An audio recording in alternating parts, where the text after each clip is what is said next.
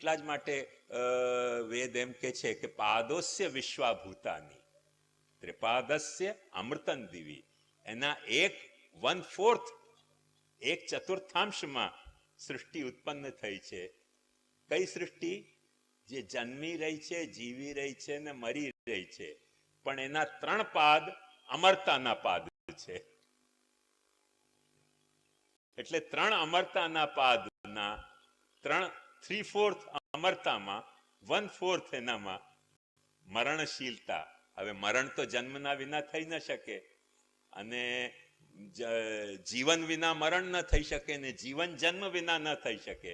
તો મરણ જીવનને માગે છે અને જીવન જન્મને માગે છે, અને એ જન્મ, જીવન અને મરણ જે અમરતામાં થઈ રહ્યા છે તેનું નામ પુરુષ એમ કે છે. એ પુરુષને પુરુષ જ એટલા માટે કહેવામાં આવે છે કે આ મર્ત્ય પુર જે છે, આ જેટલા આપણા જેમ જયપુર, શાપર આ બધા જે પુરો છે ને, એ પુર એટલે શું? કે જ્યાં પુમાન રહેતો હોય તે પુર. પુરમાં રહેનારો પુરુષ. પુરી શેતે ઇતિ પુરુષ. પુરમાં જે રહેતો હોય, આને પણ આપણે પુરુષ એટલા માટે કહીએ છીએ કે આપણું આખું આ માળખું એક પુર છે, અને એમાં આપણો આ માળખામાં કોઈ એક ચેતના રહે છે. એ ચેતના આને માળખાને પુર બનાવીને એમાં રહેતી હોય છે, જેથી તે આપણે ચેતનાને પણ પુરુષ કહીએ છીએ. એમ જ સમગ્ર સૃષ્ટિને પોતાનું માળખું બનાવીને, વિગ્રહ બનાવીને એમાં જે રહેતો હોય અંતર્યામી તરીકે, તેથી એને પણ પુરુષ કહેવામાં આવે છે. પુરુષોમાં ઉત્તમ હોવાથી એને પુરુષોત્તમ પણ કહેવામાં આવે છે. જે રીતે કહેવું હોય તે રીતે કહો, પણ પુરુષ કહો કે પુરુષોત્તમ કહો, મૂળ મુદ્દો એ છે કે એ કોઈ પુરમાં રહે છે, પણ પુરમાં રહેવા છતાં પણ તે પુરમાં ભરાઈ નથી જતો. તે પુરમાં પણ છે અને પુરની બહાર પણ છે. આપણને લાગે કે આવું કેવી રીતે થઈ શકશે, કોઈ અસાધારણ મહિમા છે. કોઈક વખતે આ વાતને માટે આપણી પાસે એક્ઝામ્પલ નહોતા, પણ આજે તો આપણી પાસે છાબડા ભરીને આના એક્ઝામ્પલો મોજૂદ છે. કે જે કોઈ પ્રોગ્રામ આવતો હોય ટીવીનો, એ તમારા ડોબાના ડબલામાં આવી જતો હોય છે કે નહીં પૂરેપૂરો? પણ તમારા ડોબાના ડબલામાં, એટલે તમારા નહીં, નથી વાત કરતો, ડોબાના ડબલામાં, સોરી ખોટું બોલાઈ ગયો, ડોબાના ડબલામાં એ પૂરેપૂરો પ્રોગ્રામ આવી ગયો, તેથી એમાં પૂરાઈ નથી જતો, તેની બહાર પણ હોય છે. બીજાનો પણ કોઈ ડોબાનું ડબલું હોય તો એમાંય પાછો આવે. બસ સ્વિચ ઓન કરો તો આવે, સ્વિચ ઓન ન કરો તો ના આવે. બસ બાકી એમાં પૂરેપૂરો આવ્યા છતાં પણ પૂરેપૂરો બહાર પણ રહેતો હોય છે. જેથી આપણે ત્યાં એમ કહેવામાં આવે છે પૂર્ણમદ પૂર્ણમિદમ પૂર્ણાત પૂર્ણમુદચ્યતે પૂર્ણસ્ય પૂર્ણમાદાય પૂર્ણમેવાવશિષ્યતે. પૂરેપૂરો સીન, પૂરેપૂરો વોઇસ, પૂરેપૂરી ઘટના, પૂરેપૂરો ગાયન તમારા આમાં આવી જાય ટીવીમાં, અને તે છતાંય બહાર પણ રહેતો જ હોય છે. બહાર રહે છે એટલે તો બીજા પણ એને જોઈ શકે ને. એ જ મુખ્ય મુદ્દો છે. તો એથી એને પુરુષોત્તમ કહેવામાં આવે છે કે એ દરેક ઠેકાણે અવેલેબલ હોવા છતાં પણ ક્યાંય પણ કેદ નથી. એ જો ફક્ત કેદ હોય તો ભક્તિના કારણે કેદ થાય છે, પણ ભક્તિના કારણે કેદ ભક્ત પાસે તેટલા હદ સુધી જ થાય છે જેટલા હદ સુધી ભક્ત એને ભક્તિની મજા માણવા માટે એને બાંધી રાખતો હોય. એનો અહંકાર કરવા માટે જો કરે તો આપણી વાત તો જવા દો, ગોપીઓને પાસે રાસમાં જ્યારે અહંકાર કર્યો ત્યારે ભગવાન તિરોહિત થઈ ગયા. તે ભગવાન તિરોહિત પણ થઈ શકે છે. અને એક રિમાર્કેબલ એક વાત તમને બતાવું આ તૃતીય સ્કંધની, કે આખો તૃતીય સ્કંધની શરૂઆત થાય છે કૃષ્ણે સ્વધામે અનુગતે. સૃષ્ટિની આખી પ્રક્રિયા કૃષ્ણના સ્વધામ જવાથી શરૂ કરી છે. આપણને થાય કે આ એન્ટી ક્લાઇમેક્સ કેમ વર્ણવી રહ્યા હશે? અરે ભાઈ, સૃષ્ટિની પ્રક્રિયા કૃષ્ણના જન્મથી સ્ટાર્ટ કરવી જોઈએ. ત્યારે સૃષ્ટિની પ્રક્રિયાનું વર્ણન કૃષ્ણે દ્યુમની નિમલો છે. કૃષ્ણ રૂપી સૂરજ જ્યારે અસ્ત થયો પછી આખી સૃષ્ટિની પ્રક્રિયા શરૂ થાય છે. એક વાત સમજો, સાચી વાત છે. એક વાત તમને સમજાવી દઉં, હું તમારા પ્રશ્નને એટેન્ડ કરીશ. એક ઇન્ટરેસ્ટિંગ પાસો આમાં સૃષ્ટિની પ્રક્રિયાનો તમને જણાવવા માંગુ છું કે કૃષ્ણ સ્વધામ પધારી જાય છે. કૃષ્ણ સ્વધામ પધારી જાય છે તેનું આપણને એમ લાગશે કે જેમ આપણે કોઈકને વૈકુંઠવાસ થઈ ગયો કે કોઈને કૈલાશવાસ થઈ ગયો અને પછી આપણે શોક સભા કરીએ તેવી શોક સભાનો વિષય છે. કૃષ્ણનો સ્વધામમાં પધારવું કોઈ શોક સભાનો વિષય નથી. શોક આપણને થાય ભક્તિને કારણે, પણ કૃષ્ણના સ્વરૂપનું ચિંતન કરીએ તો એમાં શોકનો વિષય નથી. કેમ કે કૃષ્ણનું સ્વધામ એટલે શું? એક વાત સમજો તો દરેક વાતનો ખુલાસો થઈ જાય. કૃષ્ણનું સ્વધામ વ્યાપી વૈકુંઠ, અક્ષર બ્રહ્મ, અક્ષરમ બ્રહ્મ પરમમ એ કે છે તદ્ધામ પરમમ મમ. તો જે વ્યાપી વૈકુંઠ છે, જે દેશ કાલ સ્વરૂપાતીત વસ્તુ છે, તે એનો ધામ છે. તે ધામમાં કૃષ્ણ પધારી જાય છે. એટલે પોતાની વ્યાપકતામાં પધારી જાય છે. ભક્તિના કારણે ભગવાન કોઈક એક નામ, કોઈક એક રૂપ, કોઈક એક લીલા પ્રકટ કરતા હોય છે. જ્યારે આપણામાં ભક્તિની ઓછપ આવે ત્યારે કૃષ્ણ ક્યાં જાય છે? સ્વધામમાં. સ્વધામમાં એટલે પાછો વ્યાપક બની જતો હોય છે. એને કેવી રીતે આપણે સમજશું? જેમ આઈગ્લાસ લઈને તમે સૂર્યની કિરણોને આમ નાખો ને તો એકદમ કોન્સન્ટ્રેટેડ થઈને તમને મળે. આઈગ્લાસ હટાવી દો તો સૂરજની કિરણો ક્યાં ગઈ? સ્વધામમાં, વ્યાપક થઈ ગઈ પાછી. નોન અવેલેબલ નથી પણ દેખાતી બંધ થઈ જાય છે. તો કૃષ્ણનું સ્વધામમાં પધારવું એ કૃષ્ણની નોન અવેલેબિલિટી નથી કે કૃષ્ણ હવે અવેલેબલ નથી. તમારી પાસે ભક્તિનો પેલો આઈગ્લાસ હોય તો ફરી પાછો તમે કોન્સન્ટ્રેટ કરીને એને પાછું ફોર્સફુલ બનાવી શકો છો.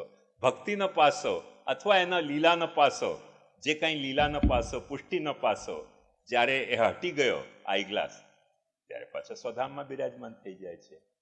તો આ સૃષ્ટિની પ્રક્રિયામાં એક વાત બતાવવામાં આવી છે કે કૃષ્ણ સ્વધામમાં પધારે છે. અને તેથી જ મહાપ્રભુજીએ ઘણા બધાઓને ઉત્પત્તિ અને ઉપપત્તિનો મોટો ઉત્પાત થઈ ગયો છે. તો ઉત્પત્તિ અને ઉપપત્તિમાં મોટો ઉત્પાતને આપણે સમજી લઈએ કે ઉત્પાત જેવું કાંઈ નથી, એકદમ સામાન્ય વસ્તુ છે ઉત્પત્તિ અને ઉપપત્તિ. એનો એક અર્થ સમજો મહાપ્રભુજીએ બહુ સારી એક અહીં આ જ સૃષ્ટિ લીલાના પ્રકરણમાં જ એક વાતનો પૃથક્કરણ મહાપ્રભુજીએ કર્યું છે. અને પૃથક્કરણ કરીને મહાપ્રભુજી સમજાવે છે કે અનિત્ય જનનમ નિત્ય પરિચ્છિન્ને સમાગમ નિત્યા પરિચ્છિન્ન તનૌ પ્રાકટ્યંચેતી સાત્રથા. ભગવાને 3 જાતના નામ રૂપ કર્મો પ્રકટ કર્યા છે. 3 જાતના, એક જાતના નહીં. સૃષ્ટિની પ્રક્રિયામાં એક નામરૂપ કર્મ એવા પ્રકટ કર્યા છે કે જે કાલમાં ક્ષયિષ્ણુ છે.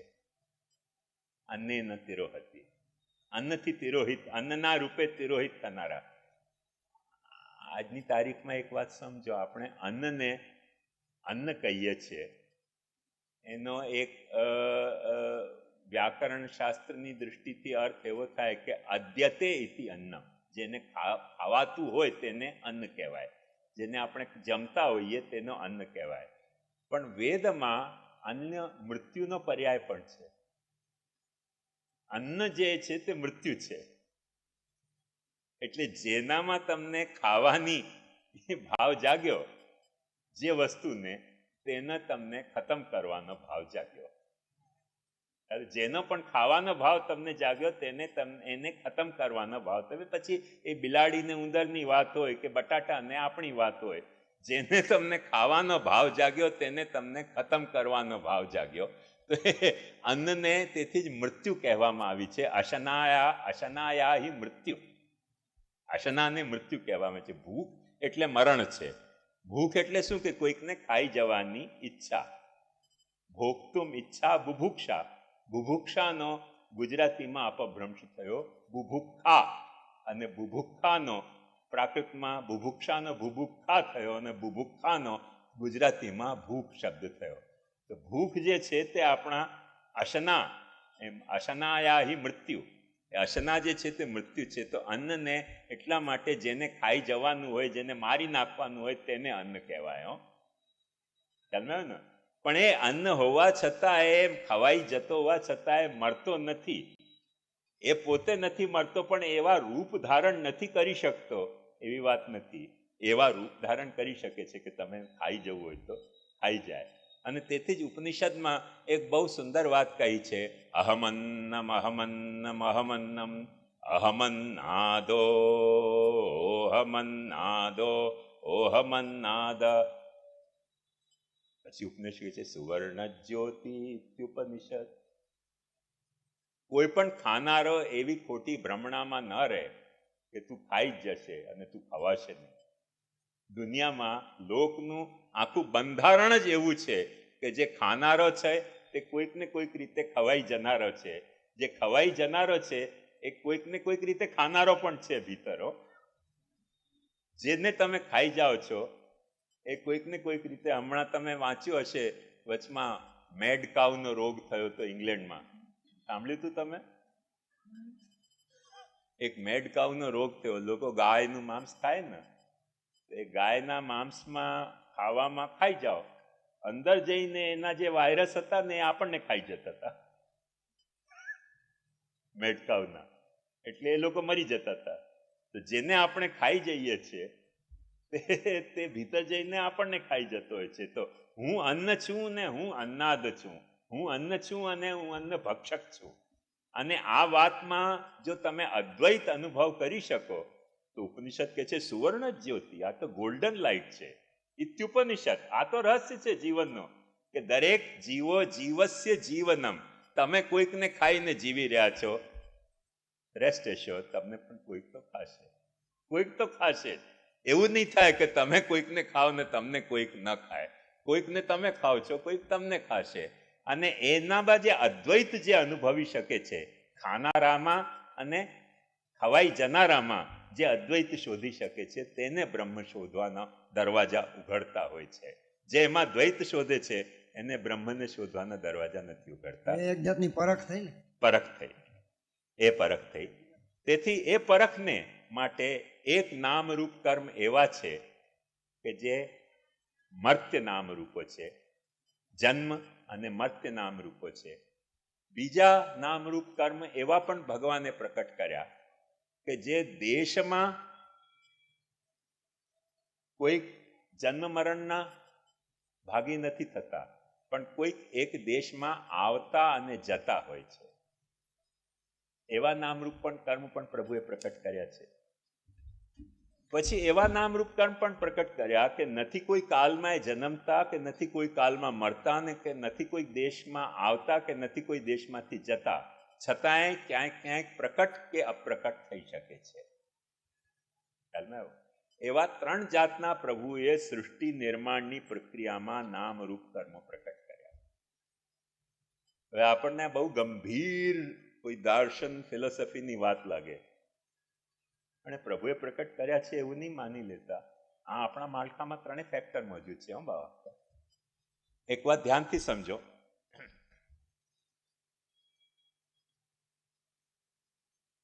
કે હું મોડર્ન બાયોલોજીકલની વાત કહી રહ્યો છું. બાયોલોજીકલી આપણો જે આ શરીર છે એ કોઈ કાલમાં જન્મે છે, કોઈ કાલમાં મરે છે. સાચી વાત છે. માતાના ગર્ભમાંથી એ જન્મ લે છે અને એક ને એક દિવસે મરી જાય છે. અનિત્ય જનનમ. અનિત્યમાં જનન છે તો અનિત્યમાં મરણ પણ છે. પણ માતાના ગર્ભમાંથી આ શરીરનો જન્મ થયો અને મરણ થશે. બહુ એક સારો શેર મને છે, મારે દિમાગમાં થોડીક એમ ખુરાફાત છે. माँ की कोख से कब्र का रास्ता दूर नहीं, चलते चलते एक जमाना लगता है. माँ की कूख से कब्र का रास्ता दूर नहीं, पर चलते चलते એક જમાના લગતા હૈ, એમાં એક બહુ સારી કડી આવે છે કે તેરા મેરા પ્યાર પુરાના લગતા હૈ. તો કંઈક સ્નેહ છે, અને એ સ્નેહ શું છે આમાં પ્રકટ થઈ રહ્યો છે? કોઈક આનંદ છે, કોઈ પ્રિયતા છે. અને કઈ પ્રિયતા પ્રકટ કરી રહી છે? એક વાત ધ્યાનથી જુઓ કે પિતાનો શુક્રાણુ માતાના ડિંભાણુમાં જન્મતો નથી, ગમન કરે છે. અનિત્ય જનનમ નિત્ય પરિચ્છિન્ને સમાગમ, એ આવે છે ને જાય છે. અને તેને કારણે બાયોલોજીકલી એક વાત સમજો કે જ્યારે પિતાનો શુક્રાણુ માતાના ડિંભાણુમાં પ્રવિષ્ટ થાય છે, સમાગમન કરે છે, જ્યાં આવે છે ત્યાં સેટલ થાય છે, તેના પછી શું થાય છે કે માના જે પૂર્વજો હતા, નાના નાની, પડનાના પડનાની, અને આ બાજુ દાદા દાદી, પડદાદા પડદાદી વગેરે વગેરે, એ બધાના જે ગુણો છે જેને આજની પરિભાષામાં ક્રોમોઝોમ કહેવાય, એ ક્રોમોઝોમના તાણાવાણા વણાય. એ તાણાવાણા ક્રોમોઝોમ પહેલાથી મોજૂદ છે, સનાતન વર્ષોથી ચાલતા આવેલા ક્રોમોઝોમ છે આપણી ભીતર. આજે તો સાયન્સે ત્યાં સુધી રિસર્ચ કરી લીધી કે કયા માણસમાં કઈ જાતના ક્રોમોઝોમ આવ્યા છે. બહુ પહેલા લોકો આ કહેતા હતા કે હિન્દુસ્તાનમાં લોકો બહારથી આવ્યા. હમણાં સિદ્ધ થયું કે 35,000 વર્ષ સુધી તો હિન્દુસ્તાનમાં જન્મેલા જે માણસો છે બહારથી આવ્યા, એના ક્રોમોઝોમના પુરાવા નથી મળી રહ્યા. સાયન્ટિસ્ટોએ હમણાં કાન પકડીને કબૂલ કર્યું. આપણને આ બધા ગોરા સાહેબો બેવકૂફ બનાવતા હતા કે હિન્દુસ્તાનીઓ હિન્દુસ્તાનમાં નહોતા પેદા થયા, બહારથી આવ્યા. સાયન્ટિસ્ટોએ હમણાં પ્રૂવ કર્યું છે કે હિન્દુસ્તાનની પ્રજામાં જે જાતના ક્રોમોઝોમ છે એ બહારથી આવેલા ક્રોમોઝોમ નથી, હિન્દુસ્તાનના ક્રોમોઝોમ છે. 35,000 વર્ષ પહેલા આવ્યા હોય તો આવ્યા હોય, આ છેલ્લા 35,000 વર્ષમાં આવ્યા હોય તેના પુરાવા નથી મળતા. તો આપણા ક્રોમોઝોમ 35,000 વર્ષ કાલથી સનાતન છે. ક્રોમોઝોમનું સનાતન હોવું એટલે આપણા રંગનું, આપણા ફેશિયલ ફીચરનું, આપણી બુદ્ધિનું, આપણા શારીરિક ઘડતરનું, એ બધાના ક્રોમોઝોમ આટલા પ્રાચીન છે. અને એ ફક્ત પ્રકટ જ થાય છે જુદા જુદા પ્રસંગમાં. તો અનિત્ય જનનમ નિત્ય પરિચ્છિન્ને સમાગમ નિત્યા પરિચ્છિન્ન તનવ, પ્રાકટ્ય જ ફક્ત થાય છે, જુદા જુદા રૂપે પ્રકટ થાય છે ક્રોમોઝોમ. તમારામાં એ ક્રોમોઝોમ કોઈ જુદી રીતે પ્રકટ થયો છે હિન્દુસ્તાનીનો, મારામાં કોઈ ક્રોમોઝોમ જુદી રીતે પ્રકટ થયો છે, પિયુષ બાવામાં કોઈ જુદી રીતે થયો છે, શરદ બાવામાં કોઈ જુદી રીતે, પુરુષોત્તમ બાવામાં જુદી રીતે, બકુલભાઈમાં કોઈ જુદી. કેટલા બધા એકોહમ બહુશ્યામ છે બધા હિન્દુસ્તાની ક્રોમોઝોમ, બધા ભારતીય ક્રોમોઝોમ છે. નિત્યા પરિચ્છિન્ન તનવ પ્રાકટ્યમ, એ પ્રકટ થાય છે ને અપ્રકટ થાય છે.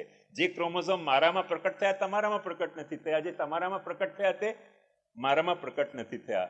એમાં કોઈ એવી અવનવી વાત આપણા મહાપ્રભુજીએ નથી કરી. આ એકદમ સાયન્સે તો આ હવે શોધી, આપણે તો મહાપ્રભુજીએ ત્યારથી આ વાત કહી છે કે કોઈક આ આખા માળખામાં ત્રણેય તત્વો મોજૂદ છે. અનિત્ય જનનમ નિત્ય પરિચ્છિન્ને સમાગમ નિત્યા પરિચ્છિન્ન તનવ પ્રાકટ્યન ચેતી, પ્રકટ અને અપ્રકટ થાય છે. તો કૃષ્ણનું સ્વધામમાં જવું એટલે શું છે કે આપણી સામે અપ્રકટ થવું, અને કૃષ્ણનું આપણા ધામમાં પધારવું એનું મતલબ કે આપણી સામે પ્રકટ થવું. કૃષ્ણ નથી જન્મતો કે નથી મરતો, કૃષ્ણ નથી આવતો કે નથી જતો, કૃષ્ણ ફક્ત ક્યારેક પ્રકટ થાય છે અને ક્યારેક અપ્રકટ થાય છે. જ્યારે આપણે કૃષ્ણને એટેન્ડ નથી કરતા સરખી રીતે ત્યારે કૃષ્ણ સ્વધામમાં પધારી જાય છે. જ્યારે આપણે કૃષ્ણને એટેન્ડ કરીએ છીએ, આપણે તનુવિત્તજાથી એટેન્ડ કરીએ, ઘરમાં સેવા કરીને એટેન્ડ કરીએ તો આપણા ઘરમાં કૃષ્ણ પ્રકટ થાય છે. અને એક વાત ધ્યાનથી સમજો કે કૃષ્ણ આપણો ખતમ થતો નથી, કૃષ્ણ આપણો જતો ક્યાંય નથી, પણ પ્રકટ નથી રહી જતો.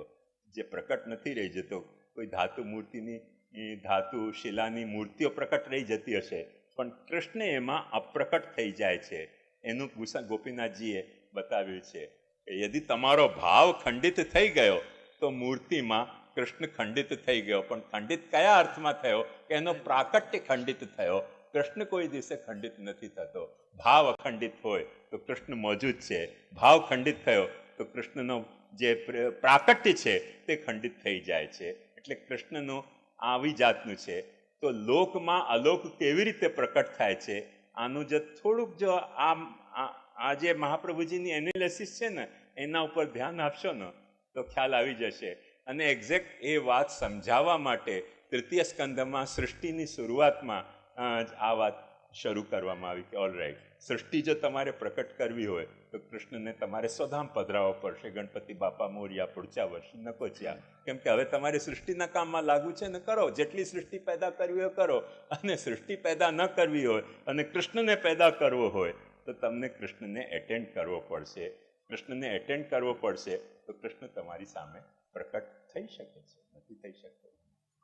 આપણે મુંબઈમાં મેં સાંભળેલું, મુંબઈના ભાગવતના એમાં આપણે કહ્યું હતું કે કૃષ્ણ છે એ સ્વધામની વાત આવી એના પર જ કહું છું કે જે સ્વધામ પધારે છે એ જે અક્ષરબ્રહ્મ સમજીએ, પણ આપણા હૃદયને જ સ્વધામ બનાવી લઈ તો, અને આપણા ઘરને પણ સ્વધામ બનાવી. પછી એ મુંબઈના પ્રવચનમાં સાંભળેલું કે સ્વધામ અને હૃદયમાં પધરાવી પછી તાળું મારવાની વાત કરી હતી આપણે. તો એ પ્રક્રિયામાં જે વૈષ્ણવ સમાજ તરફથી હું એ રીતે કહી શકું કે એ પ્રક્રિયા કઈ કે તાળું મારી શકીએ આપણે, જેમ સુરદાસજી કહે છે હૃદયમાંથી નીકળો તો જાણું.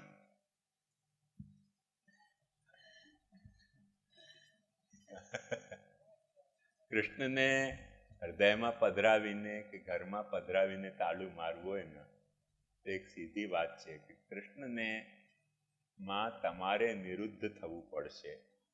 તમે કૃષ્ણની સાથે બંધાઈ જાઓ તો કૃષ્ણ તમારી સાથે બંધાઈ જાય, અને તમે કૃષ્ણથી છૂટા કૃષ્ણ તમારાથી છૂટો. હવે તમારો હૃદય કૃષ્ણ સાથે બંધાયો તો કૃષ્ણ તમારા હૃદય સાથે બંધાઈ ગયો. તમારો ઘર કૃષ્ણ સાથે બંધાયો તો કૃષ્ણ તમારા ઘર સાથે બંધાઈ ગયો. તમારો પરિવાર કૃષ્ણ સાથે બંધાયો તો કૃષ્ણ તમારા પરિવાર સાથે બંધાયો. તમારું તનુવિત્ત કૃષ્ણ સાથે બંધાયો તો કૃષ્ણ તમારી તનુવિત્તજાથી બંધાઈ ગયો. તમારું મન કૃષ્ણ સાથે બંધાયું તો કૃષ્ણ તમારી માનસીથી બંધાઈ ગયો. અને પછી તમે એમ કહી શકો છો કે રહીએ મેરે હી મહેલ અનંત ન જઈએ, અને કૃષ્ણ પણ ત્યાં કેદ થઈ જશે કે લ્યો તું હવે બંધાઈ ગયો તો હું ક્યાંય બહાર નહીં જાઉં, પણ તું છૂટો થાય તો તું એ હર જાય તો અપના ભી યહી તોર સહી, તું નહીં ઓર સહી ઓર નહીં ઓર સહી. એ તો આપણે જોવાનું છે.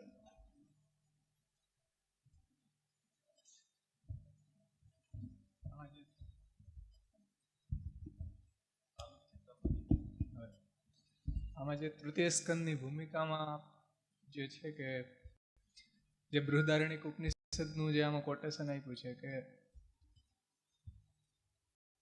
દેવતાઓના પ્રકાર બતાવ્યા છે. દેવતાઓ કેટલા હોય છે એમાં 8 વસુ, 11 રુદ્ર, 12 આદિત્ય, આમ 31, તદુપરાંત 32માં ઇન્દ્ર અને 33માં પ્રજાપતિ.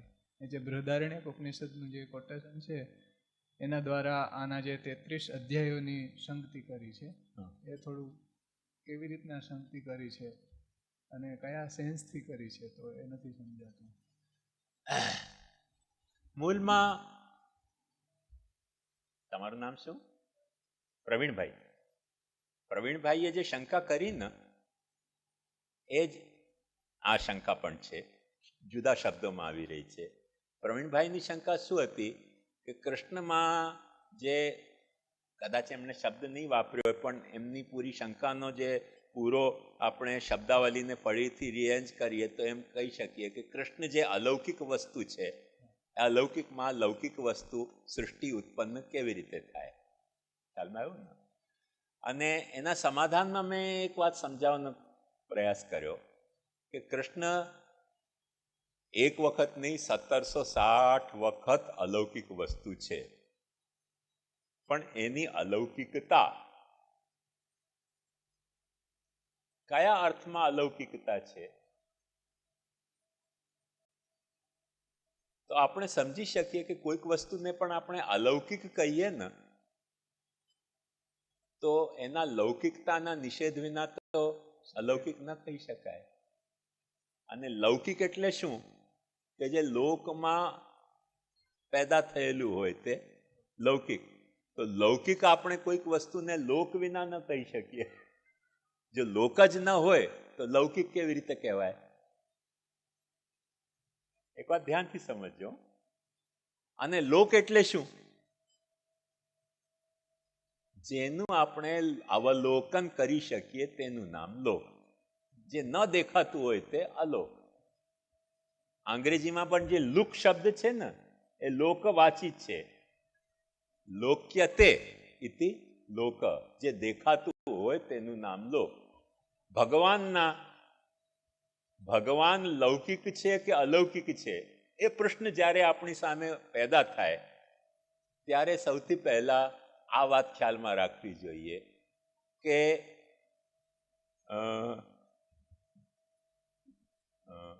3/4 એટલે 3/4 એ ન દેખાતો છે અને 1/4 દેખાતો છે. 1/4 એનો દેખાઈ રહ્યો છે, 3/4 એના નથી દેખાઈ રહ્યા. એટલે જે કૃષ્ણની સમગ્રતા છે એનામાં 1/4 લોક છે અને 3/4 અલોક છે.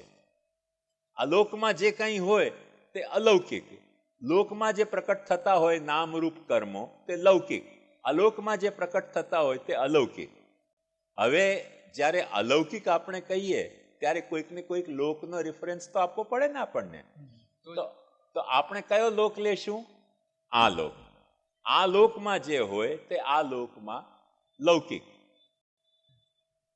પણ ધારો કે વૈકુંઠને જો આપણે લોક કહેતા હોઈએ, શાસ્ત્રમાં ઘણા બધા ઋષિઓનો અને ભક્તોનો અને વૈકુંઠ લોકમાં જવાનું વર્ણન આવે છે.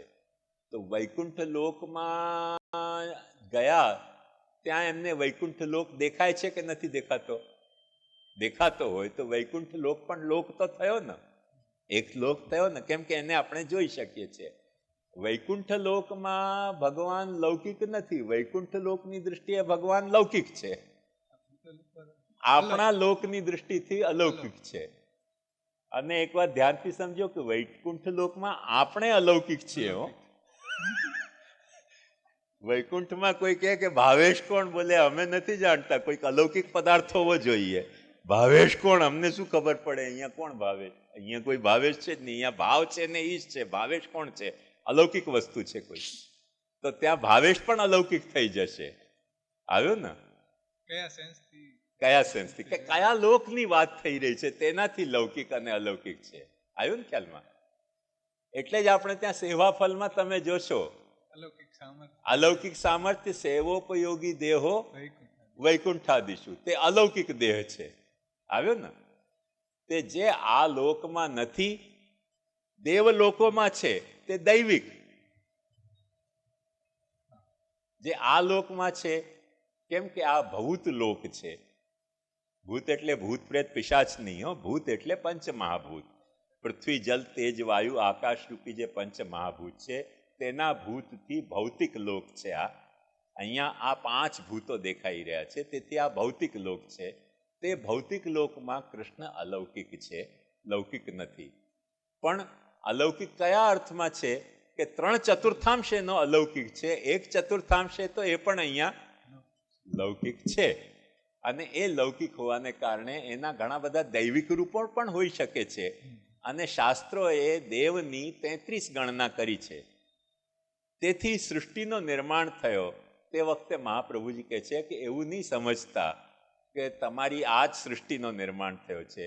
ભગવાને આદિ ભૌતિક, આધ્યાત્મિક, આદિદૈવિક ત્રણેય પ્રકારની સૃષ્ટિનો નિર્માણ કર્યો. અને ત્રણેય પ્રકારની સૃષ્ટિનો નિર્માણ કર્યા પછી પણ એકંદરે ભગવાનના ભીતર રહેલો જે આર્ટિસ્ટ છે, આર્ટિસ્ટ શું છે? એક મૂર્તિ બનાવે. એક મૂર્તિ બનાવીને કોઈ આર્ટિસ્ટ થાય? એક હળદરના ગાંઠે કોઈ ગાંધી થાય? એક હળદરની ગાંઠ લીધી ને વેચાઈ ગઈ તો પાછી બીજી હળદરની ગાંઠ એની પાસે હોવી જોઈએ તો ગાંધી થાય ને.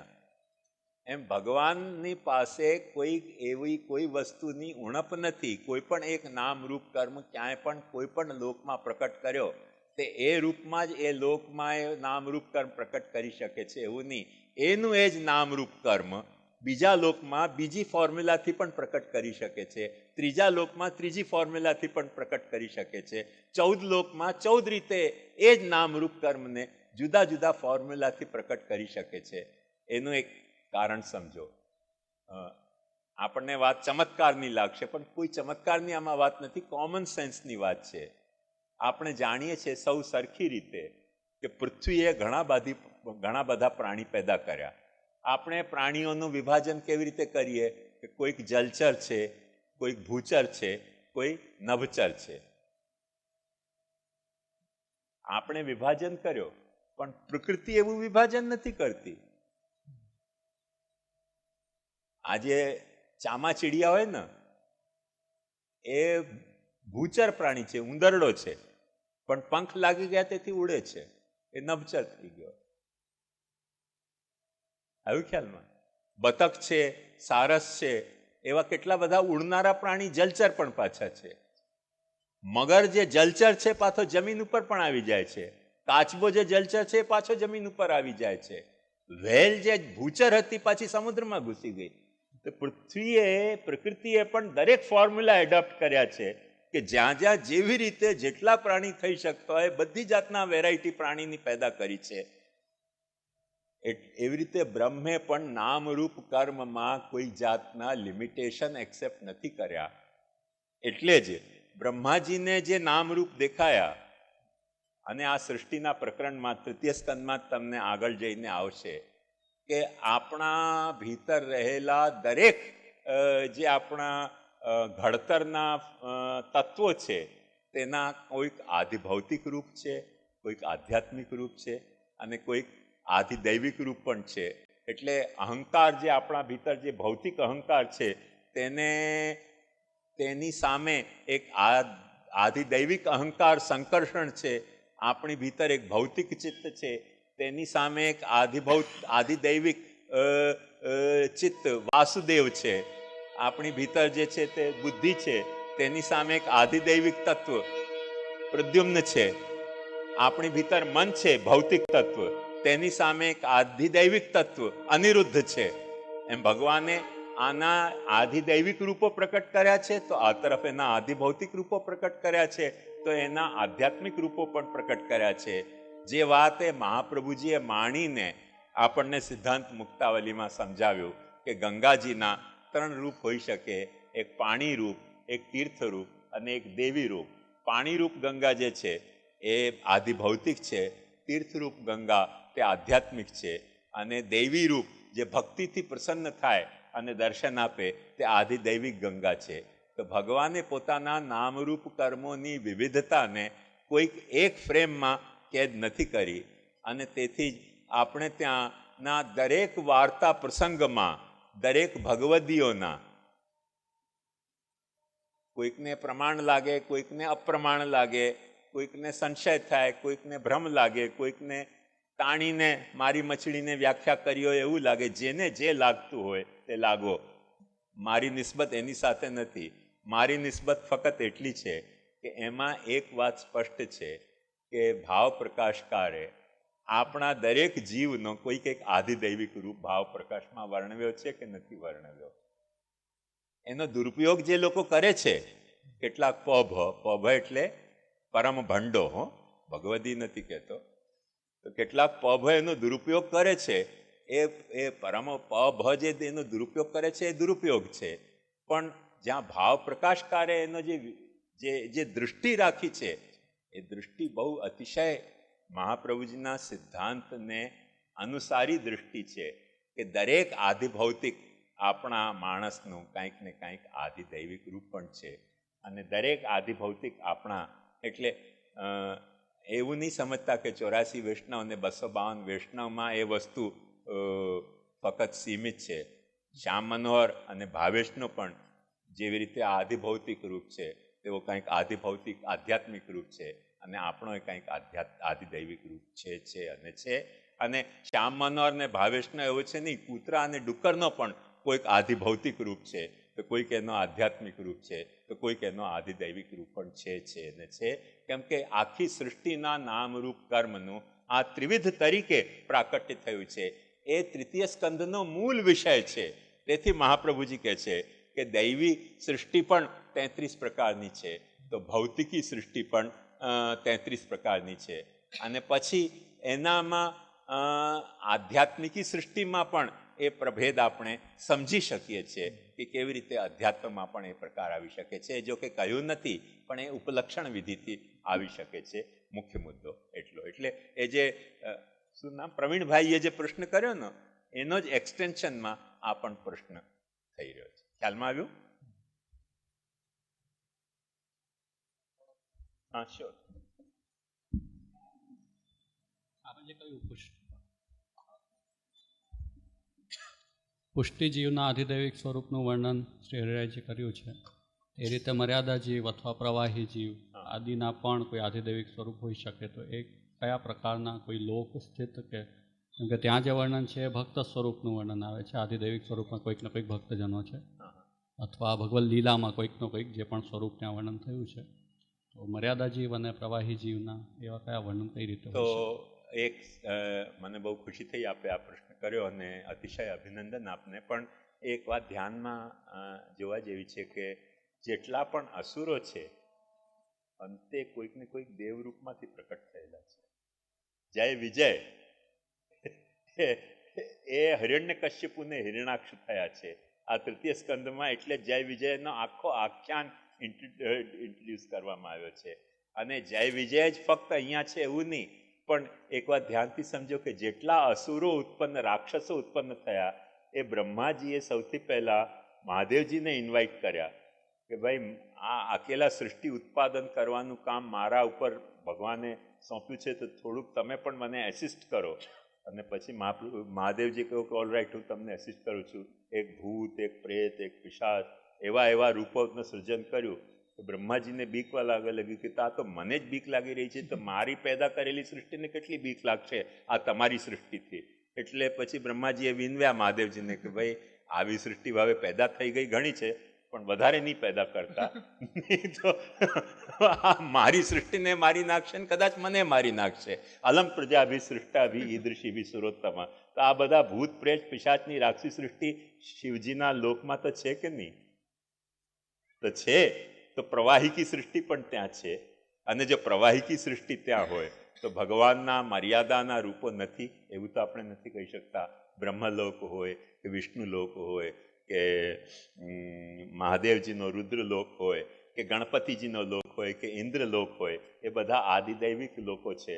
અને એ આદિદૈવિક લોકોમાં આપણાથી રિલેટેડ ઘણા બધા મર્યાદાના રૂપો પણ આપણા હોઈ શકે છે. મને લાગે છે મેં મારી વાતને સ્પષ્ટ गिन सके डेफिनेटली गिन सके. और ये कारणानाम जीवानाम जन्म जति खंडयति हाँ तो आवे तो कारण जीव कौन?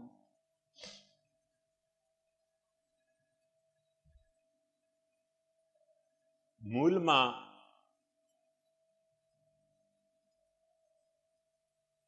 જીવ એટલે શું?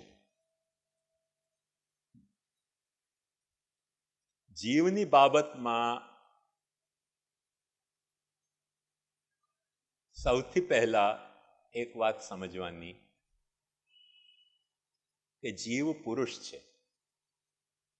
આ આદિભૌતિક શરીરમાં વિદ્યમાન પુરુષ છે અને એ પુરુષ વ્યષ્ટિ છે.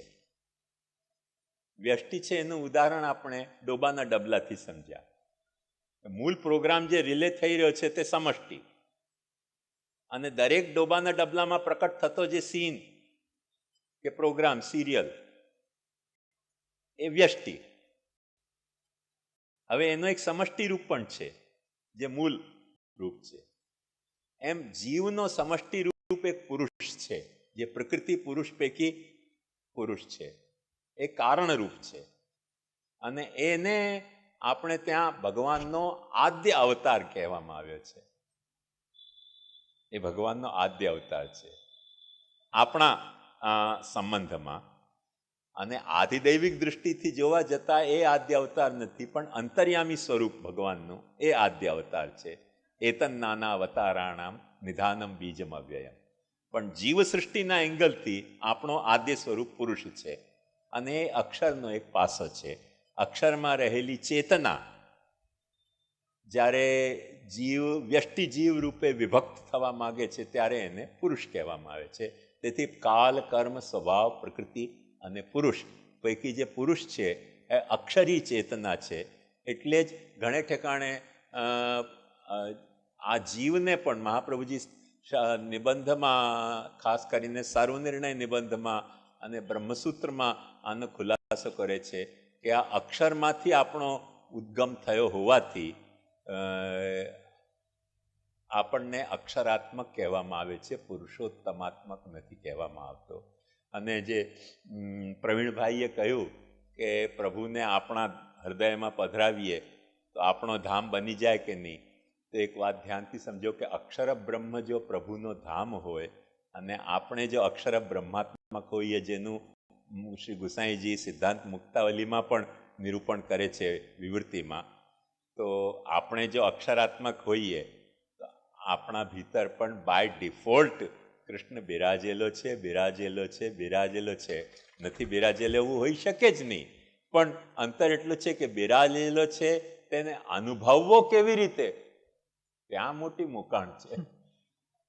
ઘણું બધું બિરાજેલું છે અંદર, આપણને ખબર જ નથી પડતી. બ્લડ શુગર બિરાજેલી છે, કોઈ કેન્સરના વાયરસ બિરાજેલા છે, કોઈ ડાયાબિટીસ બિરાજેલી છે, કોણ કોણ જાણે કેટલી કેટલી બધું વસ્તુઓ શરીરમાં બિરાજેલી છે. પણ એ તો આપણે પેથોલોજી કરાવીએ અને રિપોર્ટ કઢાવીએ તો ખબર પડે કે આમાં શું બિરાજેલું છે ને શું નથી બિરાજેલું. બાકી તો આપણને ખબર જ પડે નહીં. ઘણા વખત સુધી તો માણસને એ પણ ખબર નહોતી કે આપણી ભીતર કયા કયા ગ્લેન્ડ્સ બિરાજે છે. હવે ડૉક્ટરે ઘણી બધી ગ્લેન્ડ્સ શોધી કાઢી. થાઇરોઇડની ગ્લેન્ડ્સ બિરાજે છે. આપણને એમ સમજતા માણસ મોટો થઈ રહ્યો છે, મોટો થઈ રહ્યો છે, જરૂર ખાતો હશે. પિનોયન દેવદત્ત દિવાન ભૂંગતે અર્થાત રાત્રો ભૂંગતે. અરે થાઇરોઇડ ભૂંગતે છે ત્યાં. એ રાતમાં નથી જમતો, દિવસના જમતો. થાઇરોઇડનું મેલ ફંક્શનને કારણે મોટો થઈ ગયો છે. અમે કોઈ પૂછીએ ઘણા, ભાઈ કેમ મોટા થાવ છો, વધારે જમો છો? બોલે ના, જમતી જ નથી. મોટા કેમ થાવ છો? આપણને એમ લાગે કે ભાઈ ખોટું બોલતી હશે, મોટી થઈ રહી છે ને કે છે જમતી નથી, એવું કેમ થયું? શું કરે? થાઇરોઇડ જો મેલ ફંક્શન કરતો હોય તો ભીતર બિરાજેલું છે. તો ઘણી બધી વસ્તુ આપણે ભીતર બિરાજેલી છે ને આપણને ખબર જ નથી પડતી કે શું બિરાજેલું છે.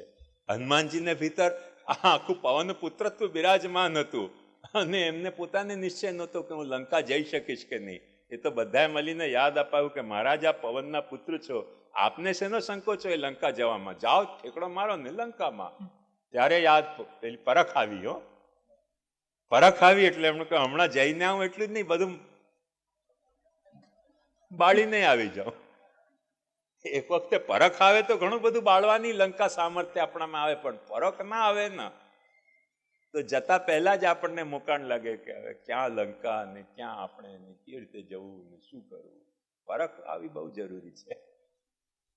એક પ્રશ્ન આવ્યો છે, આપે જે પ્રવીણભાઈ સાથે ચર્ચા કરી તે સંદર્ભમાં લાગે છે. ભાગવતના મહાત્મ્યમાં આજ્ઞા કરી છે કે ભાગવતના પારાયણનું ફળ સંસારમાં વૈરાગ્ય ઉત્પન્ન થવું, પછી આગળ પ્રભુમાં સ્નેહ. પણ એ સ્નેહ ત્યારે ઉત્પન્ન થાય કે જ્યારે ભક્ત દ્વારા શ્રવણ કરવામાં આવે. ત્રીજા સ્કંદમાં પણ આ વાત આવી છે. હે નાથ, જે લોકોએ પોતાનો ભાવ આપની સાથે જોડી દીધો છે એવા ભક્તોના હૃદય કમળમાં આપ વિલાસ કરો છો. એવા લોકો દ્વારા ભાગવતનું શ્રવણ કરવાથી આપનું સ્વરૂપ જાણી શકશો, તો શું એના વગર પ્રભુનું સ્વરૂપ ન જાણી શકાય અને સ્નેહ પણ ઉત્પન્ન ન થઈ શકે? તો પછી એવા ભગવદીય ઓળખવા કઈ રીતે, એ સમજાવવા કૃપા કરશો. એટલે આ પ્રશ્નને જો થોડો વધારે આની સાથે જોડીએ, એકાદ મારી પણ એમાં શંકા છે થોડી અલગથી, કે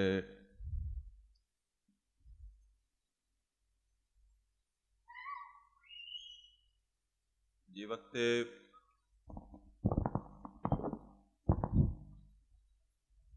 વિદુરજીનો અનાદર કૌરવ સભામાં થયો અને વિદુરજી કૌરવ પક્ષને છોડીને તીર્થયાત્રામાં ચાલ્યા ગયા, તે પછીથી ફરતા ફરતા એમને ઉદ્ધવજીનો સંગ થયો અને એમની સાથે ચર્ચા થઈ. ઉદ્ધવજીએ એકબીજાના કુશલક્ષેમ પૂછ્યા, પ્રભુ સંબંધી પણ અમુક પ્રશ્નો પૂછ્યા.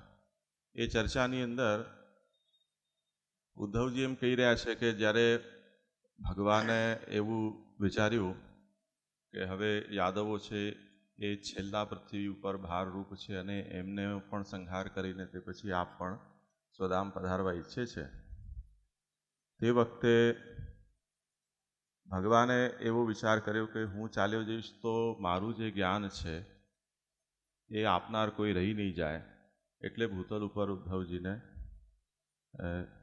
હજી કાયમ રહેવા જોઈએ, એટલે એમને બદ્રિકાશ્રમ જવાની આજ્ઞા કરી. પરંતુ ગમે તે કારણથી ઉદ્ધવજી ભગવદ આજ્ઞાનું ઉલ્લંઘન કરીને પણ બદ્રિકાશ્રમ તત્કાલ ન ગયા અને જ્યાં પ્રભાસ ક્ષેત્રમાં ભગવાન બિરાજી રહ્યા હતા પીપળના વૃક્ષ નીચે, ત્યાં ભગવાન પાસે ઉદ્ધવજી જઈને પહોંચ્યા. એ પ્રસંગમાં મૈત્રેયજી પણ ત્યાં આવ્યા છે અને ઉદ્ધવજીના અને મૈત્રેયજીની જે જિજ્ઞાસા છે એના સંબંધમાં ભગવાને એમને ભાગવતનો ઉપદેશ કર્યો. ત્યાં પણ ભાગવત શબ્દનો જ પ્રયોગ છે અને ભગવાન એ બહુ સ્પષ્ટતાથી એ કહ્યું છે કે મેં જે બ્રહ્માજીને પાદ્મકલ્પમાં કહ્યું હતું એ જ હું તમને કહી રહ્યો છું. એનો અતિ વિસ્તાર નથી, ભગવાનના શબ્દોમાં એ વાત પૂરી થઈ જાય છે. ત્યાં પછીથી ઉદ્ધવજી બદ્રિકાશ્રમ ચાલ્યા જાય છે. હવે એક વિચારની વાત અહીંયા એ ઊભી થાય છે કે જે હેતુથી ભગવાને ઉદ્ધવજીને ભૂતલ ઉપર રોકાવા માટે વિચાર્યું છે, જ્યારે વિદુરજી એમને મળી રહ્યા છે અને ઉદ્ધવજીને સવાલ કર્યો કે ભગવાને તમને શું કહ્યું, ત્યારે ઉદ્ધવજીએ એમ કહ્યું કે હું તો બદ્રિકાશ્રમ જઈ રહ્યો છું, એ મૈત્રીજીને પૂછજો. એ પ્રસંગમાં એક એ જાતની એક ગૂંચ છે એવું લાગે છે. હવે ભગવાનની આજ્ઞા ઉદ્ધવજીને થયેલી છે કે આ જ્ઞાનનો પ્રસાર તમે કરજો. મૈત્રેય તો બાજુમાં આવીને ઊભા છે, એટલે મુખ્ય શ્રોતા તરીકે મૈત્રેય નથી. ફરી પાછું ઉદ્ધવજી જ્યારે કહે છે ત્યારે ભગવાન એમને એમ કહી રહ્યા છે કે મૈત્રેયજીએ કે ભગવાને મને કહ્યું છે કે તમે વિદુરજીને કહેજો. આ કંઈક એ જાતનું છે શ્રોતા અને વક્તાના અધિકારના સંબંધમાં, કે જેમ આ ભાઈનો જે પ્રશ્ન છે કે ભક્તના મુખથી શ્રવણ ન થાય તો શું ભક્તિ ઉત્પન્ન ન થઈ શકે, શું ભગવત સ્નેહ પ્રકટ ન થઈ શકે, એવી રીતે અહીંયા પણ કંઈક એવી વાત આવી રહી છે કે ઉદ્ધવજીને આજ્ઞા કરી છે તેમ છતાં પણ ઉદ્ધવજી એ ભાગવતોપદેશ નથી કરી રહ્યા અને મૈત્રીજીને ખો આપી રહ્યા છે. અને પાછા જે મૈત્રીજી મુખ્ય શ્રોતા ન હતા ભાગવતના શ્રવણના, એ પાછા વિદુરજીને આગળ વાત આપી રહ્યા છે કે જે ભગવાને ઉદ્ધવજીને સંબોધીને કહી હતી. તો વક્તા અને શ્રોતાના સંબંધમાં અને એમના અધિકારના સંબંધમાં થોડીક અહીંયા આ વાત પણ સાથે સાથે મારા મનમાં પ્રસંગવશ આવી ગઈ યાદ, એટલે એનું નિરૂપણ કર્યું. તો જેમને આ વિષયમાં કંઈ સૂચતું હોય સમાધાન કે શા માટે ઉદ્ધવજીએ સીધો ઉત્તર ના આપ્યો અને શા માટે ભગવાને ઉદ્ધવજીને આજ્ઞા આપી તેમ છતાં પણ મૈત્રીજી દ્વારા વિદુરજીનો શંકાનું સમાધાન થાય એવું ત્યાં બન્યું છે. પછી એક વાત જે આવે છે કે ઉદ્ધવજી કાલિંદીના તટ ઉપર સિદ્ધ થઈ, પછી એક વાત આવી કે ઉદ્ધવજી કાલિંદીના તટ ઉપર સિદ્ધ થઈ ગંગાજી પર પધાર્યા, તો એ સિદ્ધ થયા એ પણ કંઈક સૂચવે છે. કાલિંદ તટ ઉપર સિદ્ધ થઈ પછી મૈત્રી પાસે પધાર્યા, પછી મૈત્રી ઉદ્ધવનો વિદુરજીનો સંવાદ થયો છે. એ સિદ્ધ થયું એ પણ કંઈક છે ત્યાં સિદ્ધ થયા. મૂળ આમાં એક વાત સમજવાની એ છે કે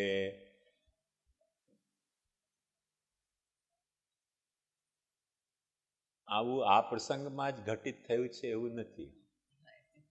ઘણા બધા પ્રસંગોમાં આવું ઘટિત થતું હોય છે.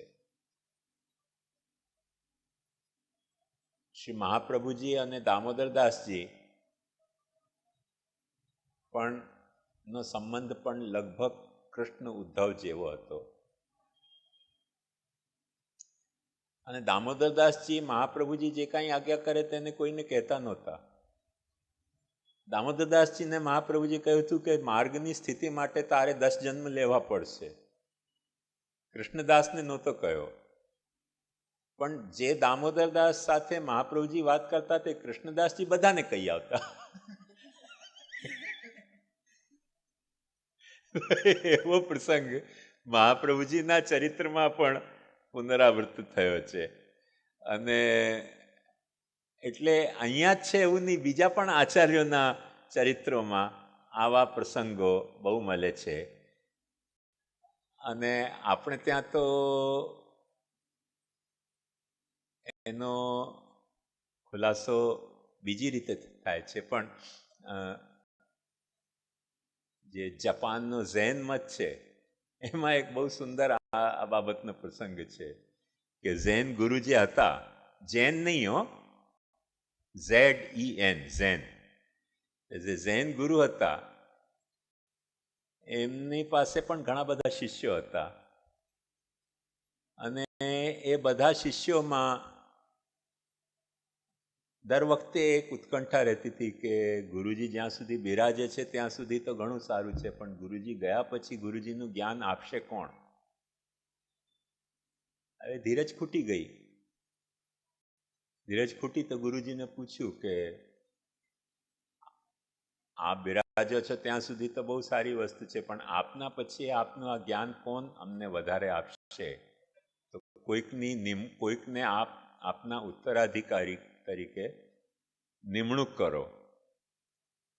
જૈન ગુરુજીએ કહ્યું કે અચ્છા, હું ટેસ્ટ લઈશ બધાની.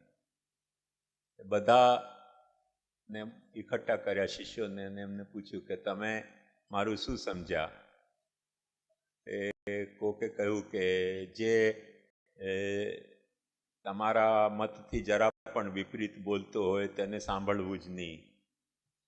એને કહ્યું જાઓ, બેસી જાઓ. એક વિચાર ગભરાઈ ગયો કે આવું કહેતા એમને ગુરુજીને કંઈક મરચું લાગતું હોય છે કે કોઈકનું સાંભળવું નહીં. એટલે એમણે કહ્યું કે ના ના, દરેકનું સાંભળવું. એમણે કહ્યું બેસી જાઓ. એમને બેસાડી દીધા. હવે તો શિષ્યોમાં મોટી મોકાણ ઊભી થઈ ગઈ કે કોઈનું ના સાંભળ્યું એને કહ્યું, એને બેસાડી દીધો, અને બધાનું સાંભળવું એમ કહ્યું તોય બેસાડી દીધો. ત્રીજાને પૂછ્યું તમે શું સમજ્યા મારા ઉપદેશનો અર્થ?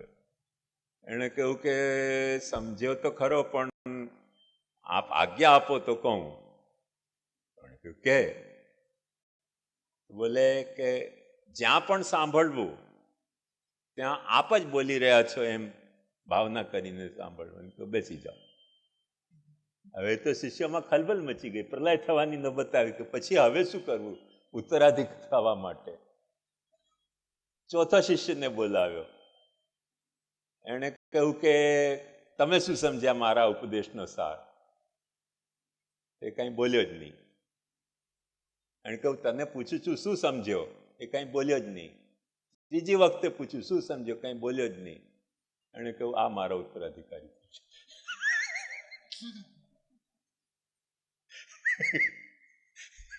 એના મતમાં એવી વાર્તા આવે છે કે આ બરાબર સમજી ગયો. કેમ કે ઝેન મતનો સિદ્ધાંત એવો હતો કે જે હકીકત છે એને કોઈ સચ્ચાઈમાં વર્ણવી શકતો જ નથી. જે હકીકત છે એને સચ્ચાઈમાં વર્ણવી શકતો નથી. એ જ વાત બિચારા સમજાવતા હતા, પણ એ વાતને નહીં સમજીને કોઈક લોકો એમ સમજ્યા કે ઝેન ગુરુજીએ જે સમજાવ્યું તે સિવાય કોઈકને સાંભળવું નહીં. કોઈકે એમ સમજ્યું કે બધાને જ સાંભળવું એમ હતું. કોઈકે કહ્યું કે ના, બધા જ્યાં સાંભળો ત્યાં અમારા ઝેન ગુરુજી જ બોલી રહ્યા છે. ઘણા લોકો આજકાલ અન્યાશ્રય કરવા માટે એમ કહેતા હોય છે કે અમે જ્યાં જઈએ છીએ તે કૃષ્ણ ભાવના જ કરીએ છીએ. મહાપ્રભુજી કહે છે બેસી જાઓ. જાઓ, શાંતિથી બેસો ભાઈ. સખણા બેસો ને તમે થોડીક વાર. એટલે આ જે મોકાણ છે તે લગભગ દરેક ગુરુઓની હોય છે કે એને સાચો સમજ્યો કોણ. પણ એ ઝેન મતનો એવો હતો કે હકીકતનું વર્ણન થઈ શકતું નથી, એટલે જે ચૂપ રહ્યો. હવે ખરેખર તો પછી એ સ્ટોરીને હું જો આગળ વધારું તો એમ પણ વધારી શકું કે એના કારણે ચૂપ રહ્યો કે 3 જણાની હકાલપટ્ટી થઈ, એ બીકના મારે બોલ્યો નહીં. એ પણ તો થઈ શકે ને કે ચતુર હશે વધારે આ 3 કરતા, આ બિચારા ભોલા હશે એટલે નહીં બોલે. એ સ્ટોરી ત્યાંથી આગળ નથી વધી. પણ જો મને કોઈ સ્ટોરી લખવા આપે તો હું હજી એને એક ચેપ્ટર ઓર વધારી દઉં કે મહાન ગિલિન્ડર હતો, એ સમજી ગયો કે કાંઈ પણ બોલો તો ગુરુજી હકાલપટ્ટી કરે છે એટલે ન બોલ્યામાં 99 ગુણ, ચૂપ રહો એટલે એની નિમણૂક થઈ ગઈ. એવું એ થઈ શકે. હવે હકીકત શું હતું એ તો ઝેન ગુરુજી જાણે ને ઝેન ચેલા જાણે. આપણે હકીકત એક વિચારવાની આમાં રહી. જ્યાં સુધી આ પ્રશ્ન શરદ બાવાનો છે કે વિદુરજીને ઉદ્ધવજીએ કેમ ન બતાવ્યો, એક વાત સમજો કે કોઈ પણ વ્યક્તિ આજની તારીખમાં પણ આપણે આપણા હાથથી આપણી સિગ્નેચર કરીએ તો પણ એક વિટનેસ પાછી લેવાની હોય છે કે આ સિગ્નેચર મારી છે, તેની તમે વિટનેસ કરો.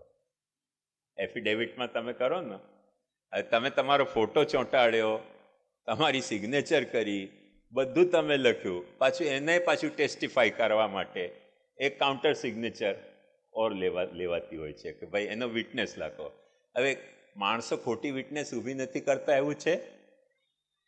તમને કદાચ ખ્યાલ હોય કે નહીં, યુપીમાં 54 જીવતા ખેડૂતોને વિટનેસ લઈને એફિડેવિટમાં ડેડ ઘોષિત કરવામાં આવ્યા. એ બિચારા કોર્ટમાં ગયા કે અમે જીવતા છીએ, અમને જીવાનું સર્ટિફિકેટ આપો. તો કોર્ટે એમ કહ્યું કે તમે જીવો છો એનું પ્રમાણ તમે ક્યાં રજૂ કર્યું? તમે પોતે આવી ગયા, પ્રમાણ લાવો ને કે તમે જીવો છો. એ જીવે છે એનું પ્રમાણ ક્યાંથી લાવવું? એટલે એ લોકો પ્રમાણ ન રજૂ કરી શક્યા. એટલે એમાંનો એક માણસ ઇલેક્શનમાં ઊભો થઈ ગયો, ચૂંટણીમાં. કદાચ ચૂંટણીમાં જીતી જાઉં તો માનશે ને જીવતો છે.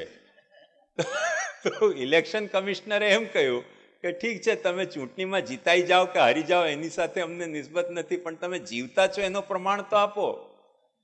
એ બિચારો એટલો નર્વસ થઈ ગયો કે એણે જીવતા પોતાનું શ્રાદ્ધ કર્યું, કે બધાને બોલાવીને પોતાનું શ્રાદ્ધ કર્યું કે લાગે છે કે મરી ગયો છું, એટલે તમે શ્રાદ્ધ જમી જાઓ મારું. હવે તો માનો કે જીવતો છું. હવે શ્રાદ્ધ કરનારો માણસ પાછો જીવતો કેવી રીતે માનવો? એ પાછો એક મુદ્દા થઈ ગયો ને. એટલે ઘણી બધી મોકાણ હોય છે, પણ આવી બધી મોકાણો આજની તારીખમાં લગભગ દરેક સંપ્રદાયમાં વધી ગઈ છે. કોઈ ભાઈજી કહે છે કે મને મહાપ્રભુજી આજ્ઞા કરી કે બ્રહ્મ સંબંધ આપો, એટલે આપવા માંડ્યા. હવે એ ભાઈજી પાસે કોઈ ગયા કે તમે કેવી રીતે ખબર પડી તમને મહાપ્રભુજી આપે? ભાઈજીએ પોતાનું ચરણારવિંદ દેખાડ્યું કે જો મારા ચરણમાં એ રેખા છે જે મહાપ્રભુજી નથી, આ રેખા જે બાળકના ચરણમાં હોય તેને મહાપ્રભુજીનો વંશજ માનવો, નહીં તો વંશજ નહીં માનવો. હવે કોણ જોવા જાય? હવે જે જશે પાછો આવશે નહીં. અહીંયા મહાપ્રભુજીના ચરણમાં એ રેખા છે કે નહીં આપણે ટેસ્ટિફાઈ કરવા જઈએ તો અહીંયા પાછા આવીએ કેવી રીતે? ને આવીએ નહીં તો જવાથી ફાયદો શું આપણને? એટલે મોકાણ છે, આમાં પણ ઘણી બધી મોકાણ છે. એટલે આવી ઘણી બધી મોકાણો દુનિયામાં પેદા થતી હોય છે, પણ એ જેમ જેમ કલયુગ વધતો જાય છે તેમ તેમ આવી મોકાણ વધતી જાય છે. મૂળમાં મુદ્દો એ છે કે જૂના જમાનામાં લોકો રિલાય કરતા હતા કે ભાઈ તમે જે ઉપદેશ આપી રહ્યા છો એને ટેસ્ટિફાઈ કરનારો કોઈ છે કે નહીં. અને મૈત્રેયે ભલે ઉદ્ધવના જેવો અધિકાર ન હોય પણ ઉદ્ધવના સાથે સાંભળ્યો એ કંઈ ઓછો અધિકાર છે કે જે વસ્તુ ભગવાને ઉદ્ધવને ઉપદેશી તે ઉપદેશમાં મૈત્રેયને ચાલ્યા જાઓ એમ નહીં કહ્યું, બેસીને સાંભળો. એ સાંભળ્યો એ પણ બહુ મોટો અધિકાર છે. અને ઉદ્ધવનો અધિકારની બાબતમાં આપણે એક વાત સમજો. મોટો ઉદ્ધવનો અધિકારની બાબતમાં આપણે એક વાત સમજો કે ભગવાન એક વાત કહી છે ગીતામાં કે જ્ઞાની ત્વાત્મૈવ મે મતમ. જેટલા પણ જ્ઞાની છે એ તો બધી મારા આત્મારૂપ છે. અને ઉદ્ધવજી પણ શિષ્યો બૃહસ્પતિ સાક્ષાત છે, એટલે મહાજ્ઞાની છે. અને ભાગવતમાં ઉદ્ધવજી માટે ભગવાન કહે છે નોદ્ધવોન્વપી મન્યુના, અણુ માત્ર પણ ઉદ્ધવ મારા કરતા ન્યૂન નથી. પછી જ્યારે અણુ માત્ર મારા કરતા ભગવાનથી ઉદ્ધવજી ન્યૂન ન હોય, પછી ઉદ્ધવજીના જ્ઞાનને ભક્તિ તરીકે ખીલવવા માટે ભગવાને શું કર્યું? બ્રિજમાં મોકલ્યા. જાઓ શીખીને આવો.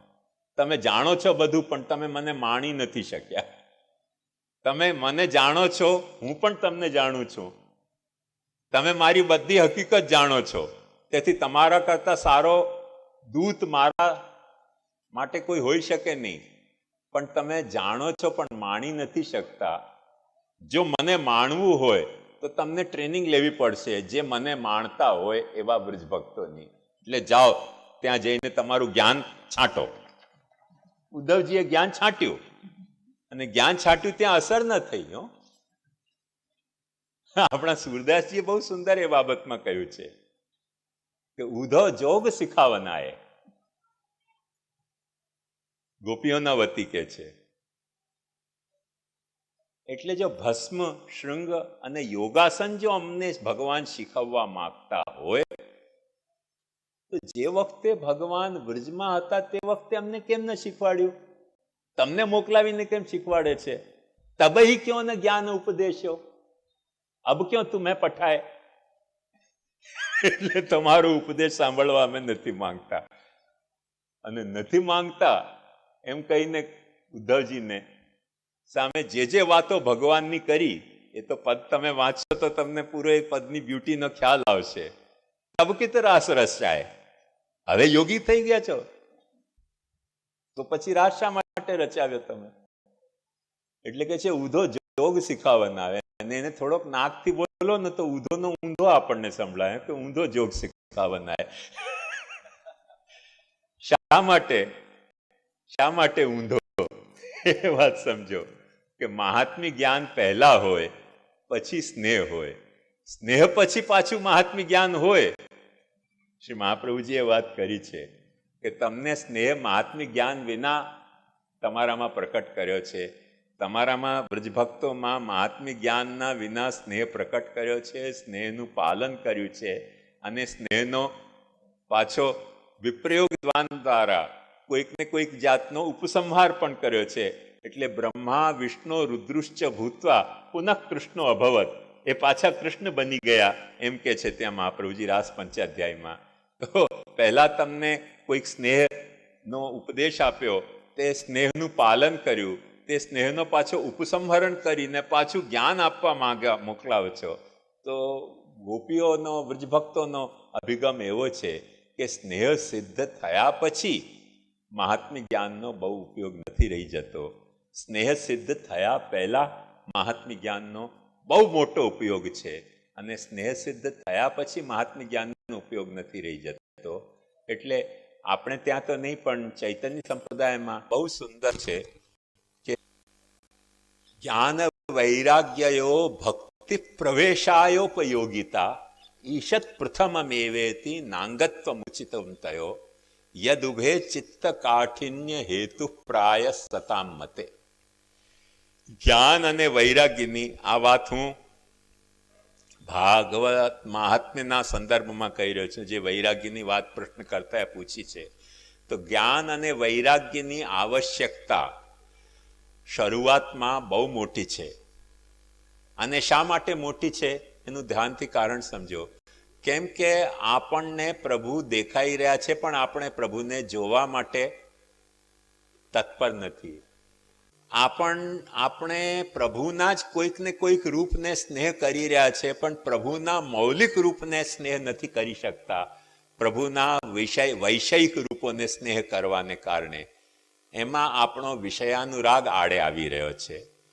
તેથી એ વિષયાનુરાગ અને વિષયરૂપી જે નામરૂપ કર્મો છે, અથવા લાલુ ભટ્ટજીના એંગલથી જુઓ તો વિષયતા રૂપી જે નામરૂપ કર્મો છે, તેમાં આપણો હૃદય અને આપણી બુદ્ધિ અટવાયેલી હોવાથી એનાથી છુટકારો મેળવવા માટે જ્ઞાન વૈરાગ્યની આવશ્યકતા છે. એનાથી છુટકારો મળી ગયો આપણને, અને આપણું મન અને આપણી બુદ્ધિ આપણું ચિત્ત, આપણી બધી ઇન્દ્રિયો કૃષ્ણ તરફ વળી ગઈ તો આપણો રતિ કૃષ્ણમાં સિદ્ધ થઈ ગઈ. પછી જ્ઞાન વૈરાગ્ય શું કરશે? લિફ્ટની ઉપયોગિતા કેટલી? જે માળા ઉપર તમારે પહોંચવું હોય તે માળા ઉપર પહોંચાડી દે. એ માળા ઉપર પહોંચ્યા પછી લિફ્ટની ઉપયોગિતા, લિફ્ટને છોડવાની હોય છે અને જ્યાં તમારે જવાનું હોય ત્યાં પ્રવેશવાની હોય છે. તો રતિનો એક કોઈક ઉચ્ચ માળો મંજિલ છે, એક ફ્લોર છે. તે ફ્લોર ઉપર પહોંચવા માટે, ભગવદ રતિનો જે ફ્લોર છે એ ફ્લોર ઉપર પહોંચવા માટે જ્ઞાન વૈરાગ્યની તમને લિફ્ટનું કામ કરી શકે છે. પણ જે પહોંચી ગયા એને પાછું પેલા ફ્લોરમાં ઘૂસે નહીં, ફ્લેટમાં ઘૂસે નહીં ને લિફ્ટમાં જ બેસી જાય કે બસ અમે તો આ લિફ્ટને કારણે એટલી હાઈટ ઉપર આવ્યા એટલે કાંઈક તમારે ટોપ ફ્લોરમાં વેકેન્સી લાગે છે. એટલે જ્ઞાન વૈરાગ્યો ભક્તિ પ્રવેશાય ઉપયોગિતા ઈશત પ્રથમમેવેતી નાંગત્વ મુચિતમ થયો. એમને સ્નેહના અંગ તરીકે આપણે નથી માની શકતા.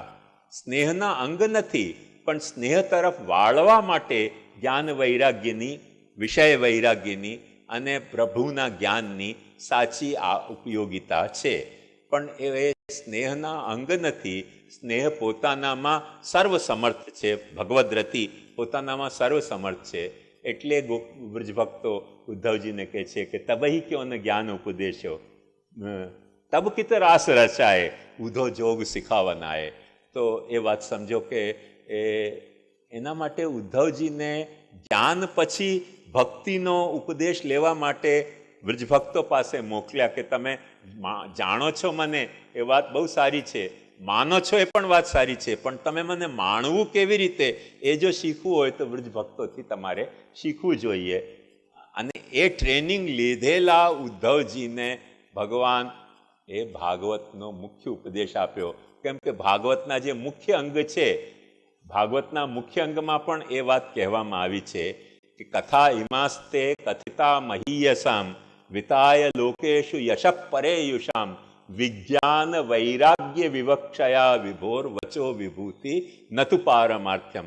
આ આખી જેટલી કથા કહેવામાં આવી છે, મૂળ કથા કહેવામાં અમારો ઉદ્દેશ્ય, બે જાતની કથા ભાગવતમાં કહેવામાં આવી છે. એક ભગવત કથા અને એક ભગવાનની સાથે ભક્ત રૂપે કે અભક્ત રૂપે કે તટસ્થ રૂપે જે લોકો હતા એ બધા વિતાય લોકેશુ યશ પરેયુષામ, મોટા મોટા મહાવીરોની, મહાજ્ઞાનીઓની બધી જે કથા કહેવામાં આવી છે એ મૂળમાં શા માટે કહેવામાં આવી છે કે વિજ્ઞાન વૈરાગ્ય વિવક્ષયા વિભોર, વિભુ જે પરમાત્મા છે એનું તમને સરખું જ્ઞાન થાય કે એક જ પરમાત્મા કેટલા બધા રૂપે વિલસી રહ્યો છે. અને તેથી આવશ્યકતા તમને ઘાટને વળગવાની નથી, પણ જેનામાં આ ઘાટ ઘડાયો છે, ઘાટ ઘડ્યા પછી નામરૂપ જૂજવા અંતે તો હેમનું હેમ ભાસે, એ વિજ્ઞાન જો તમને થાય કે અંતે તો હેમનું હેમ ભાસે, એવી રીતે તમને ઘાટ ઘડાયેલા ઘાટમાં તમારી બુદ્ધિને અટવાઓ નહીં, તમે અંતમાં હેમની વેલ્યુ સમજો. હેમરૂપ જે છે એ અખિલ બ્રહ્માંડમાં એક તું શ્રી હરિ જુજવે રૂપે અનંત ભાસે, એક તું. તો એ જે વાત છે ને કે એ જે એક તુંનો જે તત્વ છે એને એમાં તમારી રતિ ઉત્પન્ન થાય. તેથી વિજ્ઞાન અને વૈરાગ્ય કહેવામાં આવે છે. અને એ વાત ઉદ્ધવજીને પ્રભુએ સમજાવી અને એમનો સંગ મૈત્રેયે કર્યો. એટલે મૈત્રેયને પણ એ સંગને કારણે ભાગવત ઉપદેશ કરવાનો, એટલે જ્ઞાન વૈરાગ્યથી પણ ચઢિયાતી ભક્તિનો. એક વાત ધ્યાનથી સમજો, મહાત્મ્યમાં એટલા જ માટે બહુ સુંદર વાત કહેવામાં આવી છે કે જ્ઞાન વૈરાગ્ય વૃદ્ધ થયા પછી ભક્તિ યુવતી થાય છે. આપણને એમ ત્યાં ઉલટું દેખાય છે. જ્ઞાન વૈરાગ્ય ભક્તિના પુત્ર છે, એ વૃદ્ધ થઈ ગયા અને માતા વૃદ્ધ થવાના ઠેકાણે યુવતી થઈ ગઈ. તો આપણને એમ અવનવું લાગે. પણ બે વસ્તુ સમજો કે આ તો માતા અને પુત્ર કહેવું એ તો રિલેશન સમજાવવાની વાત છે. એ રિલેશનમાં બંને જાતની વાત હોઈ શકે છે. અને કઈ રીતે કે એક રીતે જુઓ તો કોઈ પણ સ્ત્રી માતા ક્યારે થાય? જ્યારે એને પુત્ર હોય તો. પુત્ર ન હોય તો એ સ્ત્રી માતા ન કહેવાય, સ્ત્રી કહેવાય. પુત્ર હોય તો માતા કહેવાય. તો માતા હોવું પુત્રના હોવા પછી ઉત્પન્ન થવાની વાત છે. એકંદરે માતા હોવું સ્ત્રીમાં પાછળથી આવતો ગુણ છે, પુત્રના ઉત્પન્ન થયા પછી. પણ સ્ત્રી તરીકે સ્ત્રી પહેલા છે અને પુત્રો પાછળથી આવે છે. તો એમાં પ્રાયોરિટીમાં બંને રીતે પ્રાથમિકતા કોની કેવી રીતે એમાં થોડોક તારતમ્ય રહેલો છે. અને એ તારતમ્યના કારણે જ્ઞાન અને વૈરાગ્ય જો તમારામાં હોય તો ભક્તિ યુવતી થઈ જશે. વૃદ્ધ થઈ ગયા હોય તો ભક્તિ યુવતી થઈ જશે. અને ભક્તિ વૃદ્ધ થઈ ગઈ તો કદાચ જ્ઞાન વૈરાગ્ય યુવા છે. જ્ઞાન વૈરાગ્ય યુવા છે એટલે હજી એમનામાં પરિપક્વતા નથી આવી, એવો પણ એક અર્થ એમાંથી નીકળી શકે છે.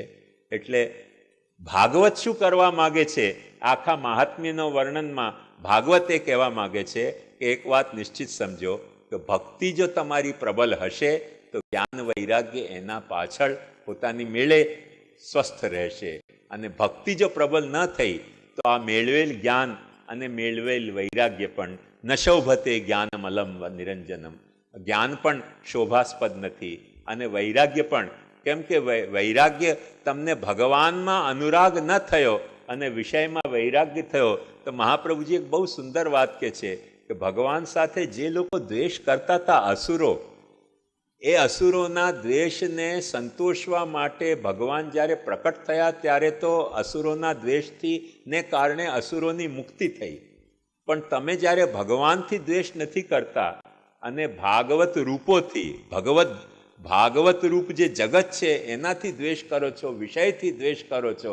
વિષયથી દ્વેષ કરવું એટલે વિષયમાં દોષ જોવો, વિષયમાં દોષ જોવો એટલે વિષયથી વિરક્ત થવો. અને વિષય વિરક્ત થવામાં તમને જો ભગવદ અનુરક્તિ નથી તો તમે બાવાના બેઉ ગયા. કેમ કે ભગવાન તો તમને અનુરક્તિ થઈ નહીં અને વિષયમાં ઓર વૈરાગ્ય કરવા માંડ્યા તો ધોબીનો કૂતરો ઘરનો ન ઘાટનો એવો ઘાટ તમારો ઘડાઈ ગયો. એટલે ફક્ત વૈરાગ્ય, આપણે ત્યાં બહુ વૈરાગ્યના ફક્ત વૈરાગ્યનો મહિમા નથી ગવાતો. આપણે ત્યાં એ વૈરાગ્ય બહુ ઉત્તમ માનવામાં આવે છે કે જે ભગવદ અનુરાગનો આનુષંગિક વૈરાગ્ય હોય એ જ્ઞાન આપણે ત્યાં ઉત્તમ માનવામાં આવે છે કે જે ભગવદ રતિ વર્ધક હોય. અને ભાગવત શાસ્ત્રની મૂળ પ્રવૃત્તિ એવી છે કે તમારા ભીતર આપણે દશમસ્કંધનો જે લીલા છે એનો મુખ્ય તાત્પર્ય એક વાત સમજો કે નિરોધ કે મહાપ્રભુજી સ્વીકારે છે. નિરોધનું મતલબ કે પ્રપંચ વિસ્મૃતિપૂર્વક ભગવદ આસક્તિ. હવે પ્રપંચ વિસ્મૃતિપૂર્વક ભગવદ આસક્તિ એટલે પ્રપંચ વિરક્તિપૂર્વક ભગવદ આસક્તિ નહીં, પ્રપંચ વિદ્વેષપૂર્વક ભગવદ આસક્તિ નહીં. મહાપ્રભુજી ચોખ્ખી આજ્ઞા કરે છે કે જે પ્રપંચથી દ્વેષ કરે છે એમને મુક્તિ જ નથી. ભગવાનથી દ્વેષ કરો તો મુક્તિ છે પણ પ્રપંચથી દ્વેષ કરનારને મુક્તિ નથી. એટલે પ્રપંચ વિદ્વેષપૂર્વક ભગવદ આસક્તિ એ કોઈ દિવસે ભગવાનની લીલાનો અભિપ્રાય થઈ શકે નહીં. પ્રપંચ જે વિદ્વેષ અને બીજી ક્યાંય વાત થઈ? પ્રપંચ નાશપૂર્વક નહીં, નાશની વાત નહીં. એક તો પ્રપંચ વિસ્મૃતિ, એક પ્રપંચ વિદ્વેષ અને પ્રપંચ વિરક્તિ. તો પ્રપંચ વિરક્તિપૂર્વક ભગવદ અનુરક્તિ એ પણ આપણે ત્યાં નિરોધનો નથી કહેવામાં આવ્યો. એનું મૂળ કારણ તૃતીય સ્કંધમાં જ ભાગવતમાં વર્ણવવામાં આવ્યું છે કે એ સિદ્ધ કરવા માટે કે ગ્રહસ્થની પણ મુક્તિ હોઈ શકે છે. એના માટે અંતિમ જે કરદમ અને દેવહૂતિનો પ્રસંગ છે એમાં એ વાત બતાવવામાં આવી કે ભક્તિ એટલી સક્ષમ છે કે અનુરક્ત હોય, વિરક્ત હોય કે વિષયાનુરક્ત હોય, ભક્તિમાં સર્વોદ્ધારકતા રહેલી છે. અને એ ભક્તિનો પ્રતિપાદક શાસ્ત્ર ભાગવત છે. તેથી ભાગવતમાં પણ સર્વોદ્ધારકતા રહેલી છે. ભાગવતમાં પણ સર્વોદ્ધારકતા રહેલી છે. એ કયા અર્થમાં? કે ભગવાનમાં ભક્તિ થશે તો એક વાત ધ્યાનથી સમજો કે પ્રપંચમાં દોષ જોઈને કે પ્રપંચ ક્ષણભંગુર છે, પ્રપંચ માયિક છે, પ્રપંચ નશ્વર છે, એ પ્રપંચમાં દોષ જોઈને, પ્રપંચની નશ્વરતા જોઈને પ્રપંચને વિદ્વેષ કરવો કે પ્રપંચમાં વિરક્ત થવું એ નેગેટિવ વૈરાગ્ય છે, પોઝિટિવ વૈરાગ્ય નથી. આપણે ત્યાં પ્રભુનું વૈરાગ્ય આવું નેગેટિવ વૈરાગ્ય નથી, કેમ કે પ્રભુમાં પણ ઐશ્વર્ય, વીર્ય, યશસ્વી, જ્ઞાન, વૈરાગ્ય એવા 6 ગુણો રહેલા છે. અને એ 6 ગુણો પૈકી ભગવાનના વૈરાગ્ય કઈ રીતે હોઈ શકે? એક વાત ધ્યાનથી સમજો. વૈરાગ્ય માટે 2 આવશ્યકતાઓ છે. જો એક વાત ધ્યાનથી સમજો, કેટલી રીતે વૈરાગ્ય થાય. એક વૈરાગ્ય થાય વિષયના અતિશય ઉપભોગથી. ખૂબ ઢોકલા ખાઓ, દરરોજ ઢોકલા ખાઓ, તમને ઢોકલા ગમતા બંધ થઈ જશે. આવે ને? વિષયના અતિશય ઉપભોગથી વૈરાગ્ય આવતું હોય છે. વિષયના અનુપલબ્ધિથી વૈરાગ્ય આવે છે. ન મળી નાલી તો બાબા બ્રહ્મચારી. વિષયની અનુપલબ્ધિથી પણ વૈરાગ્ય આવતું હોય છે. વિષયમાં દોષ દર્શનથી પણ વૈરાગ્ય આવતું હોય છે, કે જે વિષયમાં તમે દોષ દેખાયો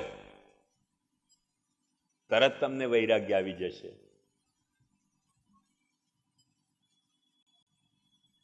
ઘણા લોકો પ્રસાદવાદી હોય છે ને, આપણે કહીએ કે ભાઈ દેવદ્રવ્યનો પ્રસાદ નહીં ખાવાનું, બોલે ન ચાલે, પ્રસાદ તો ખાવાનું. પછી શું છે? કોલેસ્ટ્રોલ વધી જાય. પછી આપણે કહીએ પ્રસાદ ખાવ, ના ડોક્ટરે મને કહ્યું તો હવે પ્રસાદ ખાવાનું ખાઓ. કેમ ખાતા નથી? છોડી કેમ દીધો? બોલે ડોક્ટર ના પાડે છે. એટલે તમને પ્રસાદના ભક્ત નહોતો ને, સ્વાદના ભક્ત હતા. વાત સિદ્ધ થઈ ગઈ ને. જો પ્રસાદના ભક્ત હો તો કોલેસ્ટ્રોલ વધી જતો હોય, કે ડાયાબિટીસ વધી જતી હોય, કે તમારો વેટ વધી જતો હોય, કે તમે મરવા જતા પણ પ્રસાદ ખાઓ. પ્રસાદને ના કેમ કહી શકાય? માણસ છેતરપિંડી કરતો હોય છે ઘણી બધી. જ્યારે નથી કોલેસ્ટ્રોલ વધ્યા, જ્યારે ડાયાબિટીસ નથી વધી, ત્યારે પ્રસાદનો મહાત્મ્ય. એકચ્યુઅલી પ્રસાદનો મહાત્મ્ય નથી, પ્રસ્વાદનો મહાત્મ્ય છે. અને ડાયાબિટીસ વધી, કોલેસ્ટ્રોલ વધ્યા, ડોક્ટર કે મરી જઈશ ખાશે તો. પછી કહે છે કે ના હવે અમારે સાદો ખોરાક ખાઓ, ડોક્ટરની મનાઈ થઈ ગઈ છે. ત્યારે પ્રસાદ ક્યાં ગયો? પ્રસાદસ્તુ પ્રસન્નતા, ખાઓ ને. પછી કોઈ નથી ખાતો. એટલે માણસ પોતાની જાતને પણ આવી રીતે છેતરતો હોય છે. તો એ જે દોષ દર્શનથી વૈરાગ્ય જે જન્મતો હોય છે, એક પાછો જુદો વૈરાગ્ય છે. દોષ દર્શન દેખાયો, જ્યાં સુધી દોષ ન દેખાયો ત્યાં સુધી બહુ ભક્તિ. અને એક વખતે પ્રસાદમાં દોષ દેખાયો. અમારા એક ભાઈ હતા, દર વખતે મને આવીને કહેતા, મહારાજ પ્રસાદ લાવો. અમે નાના હતા તે વખતે, બહુ નાના. તો ઠાકોરજીનો પ્રસાદનું મીઠું પડિયામાં લાવીને આપતો કે આ પ્રસાદ છે. કહેતા આ પ્રસાદ નહીં. કયો? આ પ્રસાદ છે. ના આ પ્રસાદ નહીં, પ્રસાદ જોઈએ છે. આ પ્રસાદ છે ને, ઠાકોરજીનો ભોગ ધરેલો પ્રસાદ છે. બોલે એ તો અમારા ઘરમાં પણ છે. તમારા ઘરમાં નથી તે પ્રસાદ ખાવો છે, એટલે જીભના ચટકારા.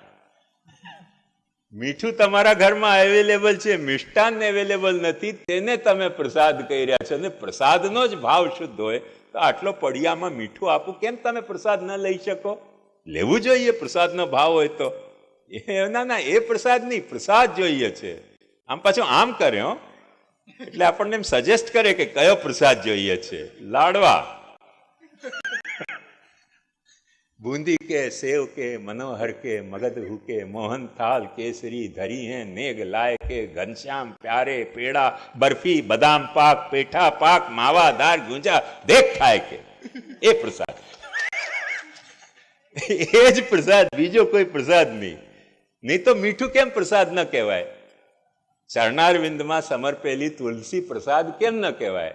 આપો ને પ્રસાદ, લે પ્રસાદ. કોઈ ના લે, કોઈ પ્રસાદ ના લે, બધા ભાગી જશે પ્રસાદિયા ભક્તો. તો બુંદી કે, સેવ કે, મનોહર કે,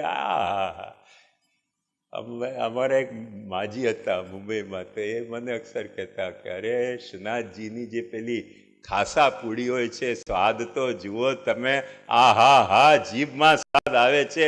આવું પ્રસાદ અમારા ઘરમાં ક્યાંથી સિદ્ધ થાય? પણ પ્રસાદનું વર્ણન થઈ રહ્યું છે કે સ્વાદનો, આપણને ખબર જ ન પડે. એટલે માણસ પોતાની જાતને ઘણી બધી રીતે છેતરતો હોય છે. આવી રીતે મુદ્દો પ્રસાદનો નથી, મુદ્દો સ્વાદનો છે. જો ડોક્ટર ના પાડે તો તરત કેન્સલ પાછો. એટલે વિષયમાં દોષ દર્શનથી પણ વૈરાગ્ય આવતો હોય છે. એ બધા વૈરાગ્યો ભક્તિમાં સહાયક નથી થતા. જે સાધન દીપિકામાં જે સાધન દીપિકા હું બતાવી રહ્યો છું, એ બધા વૈરાગ્યો ભક્તિમાં કોઈ દિવસે સાધક નથી થતા. ભક્તિમાં વૈરાગ્ય કયો સાધન થાય છે? જે પોઝિટિવ વૈરાગ્ય છે. અને પોઝિટિવ વૈરાગ્ય કયો? પોઝિટિવ વૈરાગ્ય એ વૈરાગ્ય કહેવાય કે જે વૈરાગ્યને આપણે વિષયના દોષ દર્શનથી નહીં, પણ ભગવદ અનુરક્તિના કારણે આપણને વિષયમાં દોષ દેખાતો હોય, વિષયના દોષને કારણે ભગવાનમાં અનુરક્તિ દેખાતી હોય. બંને વાતમાં અંતર થઈ ગયો. વિષયની અનુરક્તિને કારણે, વિષયની વિરક્તિને કારણે ભગવાનમાં ગુણ દેખાતા હોય, એક એવો વૈરાગ્ય ખ્યાલમાં આવ્યો. અને એક ભગવાનની અનુરક્તિને કારણે વિષયમાં દોષ દેખાતો હોય. તમે તત્વજ્ઞાનના લેવલ ઉપર, વિજ્ઞાનના લેવલ ઉપર આ વાત સમજી કે મૂળ તત્વ છે ભાગવતમાં, અહીંયા જ આ સૃષ્ટિના પ્રકરણમાં જ ભગવાને આ વાતનો ખુલાસો કર્યો છે કે અહમ આત્માત્મનામ ધાત પ્રેષ્ઠસન પ્રેયસામપી અતો મયી રતિં કુર્યાત દેહાદિર્યત કૃતે પ્રિય. સાચો પ્રિય તમને હું છું, તેથી તમને વિષયમાં દોષ દર્શન આવવા જોઈએ. વિષયમાં દોષ દર્શન છે તેથી મારામાં રતિ આવે, એ ઉલટબાંસી થઈ ગઈ. એ વિષય વિદ્વેષ થઈ ગયો. એટલે વિષય વિરક્તિ અને વિષય વિદ્વેષથી ભગવદ અનુરક્તિ એ આપણે ત્યાં નિરોધ રૂપે નથી વર્ણવવામાં આવી, પણ પ્રપંચ વિસ્મૃતિપૂર્વક તમારી તન્મયતા એટલી થઈ જવી જોઈએ કે તમને યાદ આવતું નથી. તમારી તન્મયતા એવી થઈ જાય કે તમને વિષય યાદ ના આવે. તમારે જે તમે જે મેળવેલું છે એમાં તમારી તન્મયતા એવી હોય કે જેમ એમ કે છે ને કે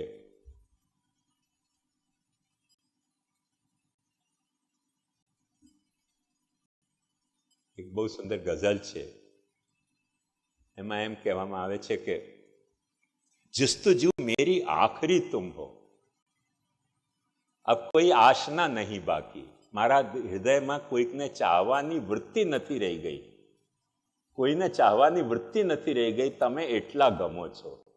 હવે કોઈની ચાહના પૂરી નથી થઈ તેથી તમે મને ગમો છો. હું ચાહતો હતો એને, પણ એ ચાહના પૂરી ન થઈ એટલે તમે ગમો છો. એ એક. અને તમે એટલા ગમો છો કે હવે કોઈની ચાહના ન રહી. ખ્યાલમાં આવ્યું ને? એ જ એક વૈરાગ્ય છે. એ વૈરાગ્ય પોઝિટિવ વૈરાગ્ય છે. અને વિષય વિરક્તિથી, વિષય વિદ્વેષથી, વિષયના દોષ દર્શનથી, વિષયના ભોગાતી રેકથી, વિષયની અનુપલબ્ધિથી થતા જે વૈરાગ્ય છે એ ભક્તિમાં જો કે વૈરાગ્ય છે, પણ ભક્તિમાં સહાયક નથી થતા. કેમ કે આપણા ચિત્તને એ કઠિન બનાવી દેતા હોય છે. યદ ઉભે ચિત્ત કાઠિન્ય હેતુ પ્રાયમ સતામ મતે સુકુમાર સ્વભાવેયમ યસ્માત તદ ભક્તિ રીરિતા.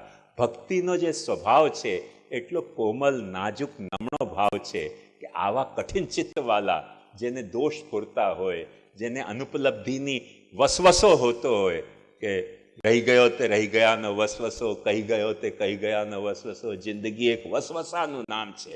એમ જેને વસવસો રહી ગયો હોય તેનો જે વૈરાગ્ય છે એ વૈરાગ્ય કોઈ દિવસે ભગવત ભક્તિમાં કામ આવતો નથી.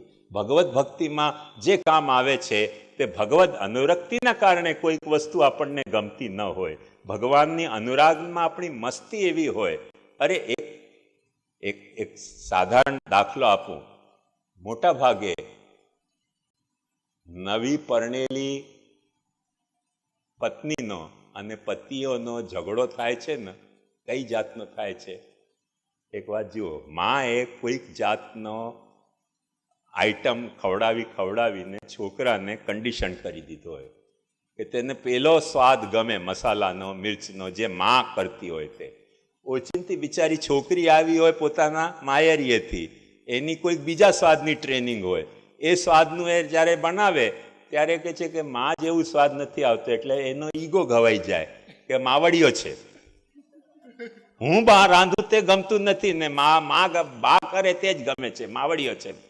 એને લાગે કે નકામો હસબન્ડ છે. એક વાત સમજો, માએ જે રાંધ્યો એનો સ્વાદ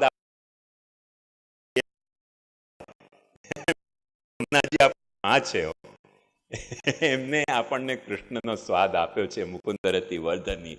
એ રતિ વર્ધનથી આપણને જે વિષયમાં વૈરાગ્ય આવ્યો ને, તે સાચો પોઝિટિવ વૈરાગ્ય છે.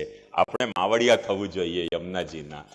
એ માવડિયા થશું ને એનાથી જે વિષય વૈરાગ્ય, એ સાચો વૈરાગ્ય. પણ ન મિલી નારી તો બાબા સહેજે બ્રહ્મચારી, એ વૈરાગ્ય કઈ ભક્તિમાં સહાયક થતો નથી. એટલે વિજ્ઞાન વૈરાગ્ય વિવક્ષયા વિભોર વચો વિભૂતિ નતું પારમાર્થ્યમ, એ જે વાત ભાગવત કે છે, એ ભાગવત આ અર્થમાં આપણને સમજાવવા માંગે છે કે કોઈ એક વિશિષ્ટ પ્રકારનો વૈરાગ્ય એ ભક્તિમાં સહાયક થાય છે. અને ઘણા બધા વૈરાગ્ય ભક્તિમાં બાધક પણ થતા હોય છે. એટલે જ આપણે ત્યાં પ્રાચીન વાર્તામાં પણ એક ઉદાહરણ આવે છે કે એકને જમવાનો શોખ હતો અને એને તરત બ્રહ્મ સંબંધ આપ્યો. અને એકે કહ્યું કે મને કોઈ શોખ નથી, બધા શોખ ખતમ થઈ ગયા છે. એમને કહ્યું કે ભાઈ હમણાં તને બ્રહ્મ સંબંધ નહીં આપું, કેમ કે તારા માથે ઠાકોરજી પધરાવું. તને ખાવાનો શોખ નહીં, ઓઢવાનો શોખ નહીં, સજવાનો શોખ નહીં, ધજવાનો શોખ નહીં. ઠાકોરજીને નાગા રાખશે, પછી કરશે શું? અને પછી વધારે કહીશું તો એમ કહેશે કે કિમાસનંતે ગરુડાસનાય કેમ ભૂષણમ કૌસ્તુ ભૂષણાય લક્ષ્મી કલત્રાય કે વસ્તી દેયમ. ગોખલામાં તમે બેઠા રહો, અમે દર્શન કરતા રહેશું, બસ. બીજું વધારે શું કરવાનું હોય પ્રભુને? તો આપણે વાત સાચી છે, પ્રભુને કરવાનું કાંઈ ન હોય, પણ તમારો સ્નેહ તમને કહેવો જોઈએ કે પ્રભુના માટે મારે બધું જ કરી છૂટવાનું છે. એ જો તમારા પ્રભુ પ્રત્યેનો અનુરાગ તમને કહેતો હોય તો તમને સેવા ભક્તિ કરવાનો અધિકાર હોય છે. કે જે યદ્યદિષ્ટતમમ લોકે યચાતિ પ્રિયમાત્મના યેનસ્યા નિવૃત્તિશ્ચિત્તે, જે તમને ગમતું હોય, જે તમારા માટે સારું હોય, એને તમે ભગવાન સાથે શેર કરવા તૈયાર થતા હો તો તમે ભગવાનની ભક્તિ કરવાના લાયક છો. અને એ જ્યારે શેર કરવાનો તમારો અભિગમ છે, તે વખતે તમને એવો ભાવ આવવો જોઈએ કે હું જે ભૈરવી ગાઈ રહ્યો છું એને મારો કૃષ્ણ જો પસંદ કરે તો ભૈરવી રાગ એકદમ સારો, અને જો બાદશાહ પસંદ કરે તો ભૈરવી રાગ છોવાઈ ગયો. કોઈકની દૃષ્ટિ કેમ પડી આના ઉપર? જે પ્રભુને હું સમર્પિત કરવા માંગુ છું એના ઉપર કોઈની દૃષ્ટિ હોવી ન જોઈએ. એ જો વૈરાગ્ય છે બાદશાહમાં ભગવદીનો, એ વૈરાગ્ય છે, પણ બાદશાહમાં દોષ દૃષ્ટિના કારણે નહીં, કૃષ્ણમાં સ્નેહ દૃષ્ટિના કારણે. કે જે કૃષ્ણને હું ભોગ ધરવા માંગુ છું એના ઉપર કોઈએ શા માટે પોતાની દૃષ્ટિ બગાડવી જોઈએ? એ તો કૃષ્ણ આરોગે પછી પ્રસાદ તો દરેકને મળી શકે છે, પણ એના પહેલા કોઈ દૃષ્ટિ બગાડે તો એવો રાગ મારે નથી ગાવો. એકચ્યુઅલી ભૈરવી રાગ જો છોવાઈ જતો હોય ને તો માલકોશ રાગ પહેલા છોવાઈ જાય. ધ્યાનથી સમજો, તમારામાંથી જે લોકો જાણતા હશે રાગનો, એમને આ વસ્તુ સહજથી ખબર પડશે. કેમ કે ભૈરવી રાગ વિના માલકોશ રાગ ગવાઈ શકતો નથી. માલકોશ રાગની નીવ ભૈરવી રાગમાં રહેલી છે, અને જો ભૈરવી છોવાઈ ગયો તો માલકોશ પવિત્ર રહી શકે નહીં. ને માલકોશ ગવાય છે કે નહીં આપણે ત્યાં? માલકોશ તો ગવાય છે. તો ભૈરવી રાગ છોવાઈ કેવી રીતે ગયો? ભૈરવી રાગ છોવાઈ એવી રીતે ગયો કે શા માટે કોઈએ દૃષ્ટિ બગાડી, એટલે એટલા પૂરતો એ છોવાઈ ગયો. દૃષ્ટિ બગડવી ન જોઈએ. જે પ્રભુને સમર્પિત કરવું છે એ પ્રભુને સમર્પિત કરવાની આપણી જે મનોવૃત્તિ છે, જે આપણો મનોરથ છે, એવો અનન્યગામી હોવો જોઈએ. કે કોઈ પસંદ કરે હું ઠાકોરજીને શણગારું, કોઈક જુએ તો મને સંતોષ થાય કે ઠાકોરજીના મેં સારા શણગાર કર્યા. હું ઠાકોરજીને પલનામાં પધરાવું અને કોઈ મને હેલાવતા જુએ પલના, તો મને લાગે કે આ ઠાકોરજી પલના જાય. અરે ઠાકોરજી તારા બાલભાવથી તું લડાવી રહ્યો છે, તો ઠાકોરજીનો પલના તું ઝુલાવ ને, એમાં ગામને દેખાડવાનું શું હોય? પણ આપણને એમ સંતોષ ના આવે કે ના હું તો ઝુલાવી રહ્યો છું, પણ કોઈ જુએ તો સારું ને. એ તો કુર્તી છે, ભક્તિનો નથી. ભગવાનમાં વિરક્તિ છે અને દર્શકોમાં અનુરક્તિનો સિદ્ધાંત થઈ ગયો. એકચ્યુઅલી થવું જોઈએ પ્રપંચ વિસ્મૃતિપૂર્વક, દર્શનાર્થીના વિસ્મૃતિપૂર્વક ભગવત સેવામાં આસક્તિ, તેનું નામ નિરોધ છે. એ જો સિદ્ધ થાય તો ભક્તિ સિદ્ધ થાય. એટલા માટે વિજ્ઞાન વૈરાગ્ય વિવક્ષયા એ આખી બતાવી કે ગ્રહસ્થનો પણ ઉદ્ધાર થઈ શકે છે, બશર્તે પ્રપંચની આવી વિસ્મૃતિ થઈ જાય અને ભગવાનમાં આસક્તિ થઈ જાય. તેથી સૃષ્ટિ પ્રક્રિયામાં એ વાત કહેવામાં આવી છે કે આ સૃષ્ટિ, અને મહાપ્રભુજી ત્યાં એક બહુ સુંદર વાત કહે છે અહીંયા સૃષ્ટિના પ્રકરણમાં કે ગ્રહસ્થિતે ઉત્કૃષ્ટત્વમ ન ભગવદીયત્વ માત્રેણ ભગવતા સહસ્થિત્યા ભગવત કાર્યાર્થમ વા. ઘરમાં રહેવું તમે ભગવદી છો તેથી હું તમને ઘરમાં રહેવાનું સર્ટિફિકેટ નથી આપતો. મહાપ્રભુજી ના પાડે છે. તમે ભગવદી છો તો શા માટે ઘરમાં રહો છો? તમારા ઘરમાં ભગવાન નથી રહેતો. આખો પ્રસંગ ત્યાં એ છે, બહુ સુંદર પ્રસંગ છે કે કૃષ્ણ જો સ્વધામ પધારે ત્યારે તમે કેમ સ્વધામ નથી પધારતા જો તમે કૃષ્ણના ભક્તો છો? કૃષ્ણ સ્વધામ પધાર્યા તો તમે પધારો. હવે તમે કહો છો કે ના અમે તો ઘરમાં જ રહેશું. ઘરમાં રહેશું મતલબ લોચો છે કાંઈ. તમે કૃષ્ણ કરતા ઘરને વધારે પસંદ કર્યો. મહાપ્રભુજી છે ગ્રહસ્થિતે ઉત્કૃષ્ટત્વમ ન ભગવદીયત માત્ર. તમે ભગવદી થયા તેથી ઘરમાં રહેવી સારી વસ્તુ નથી. ભગવત સેવાર્થ રહો અથવા કોઈ ભગવત કાર્ય કરવા માટે રહેતા હો તો રહો, અન્યથા ન સ્થાતવ્યમ, એમ ચોખ્ખી આજ્ઞા કરે છે. એ સ્વધામાનુગતિના સંદર્ભમાં જ કહી છે કે કૃષ્ણ સ્વધામમાં ગયા પછી એમણે ઘર છોડી દીધો. કેમ કે ઘરમાં રહેવા જેવું કશું રહ્યું નહીં. કેમ કે કૃષ્ણ સ્વધામમાં ગયા પછી મારે અહીંયા રહીને શું ફાયદો? આનું નામ આસક્તિ, ભગવદ આસક્તિ છે. એટલે એક વાત ધ્યાનથી સમજો કે આ સૃષ્ટિ પ્રક્રિયામાં આ પ્રક્રિયા બતાવવામાં આવી છે અને આ સૃષ્ટિ પ્રક્રિયામાં આ પ્રક્રિયા બતાવવામાં આવી છે. તેથી આખી સૃષ્ટિ, એક વાત મહાપ્રભુજી આગળ આજ્ઞા કરશે કે આ સમગ્ર સૃષ્ટિ જે છે એનો જે ઉચ્ચતમ આદર્શ છે ભગવાનના સાઈડમાં મેં કાલે તમને બતાવ્યું કે લીલા છે, ડેફિનેટલી લીલા છે. એને ભક્તિ રૂપે આપણે ન કહી શકીએ, પણ ભક્તના પાર્ટમાં લીલા ભક્તિ જ આદર્શ છે. જો તમને લીલા ભક્તિ હોય, પ્રભુની લીલાની ભક્તિ હોય, તો તમે જ્ઞાની હો તો પણ તમે ઉત્તમ છો, કર્મી હો તો પણ તમે ઉત્તમ છો, ભક્ત હો તો પણ ઉત્તમ છો, અને સંસારી હો તો પણ ઉત્તમ છો.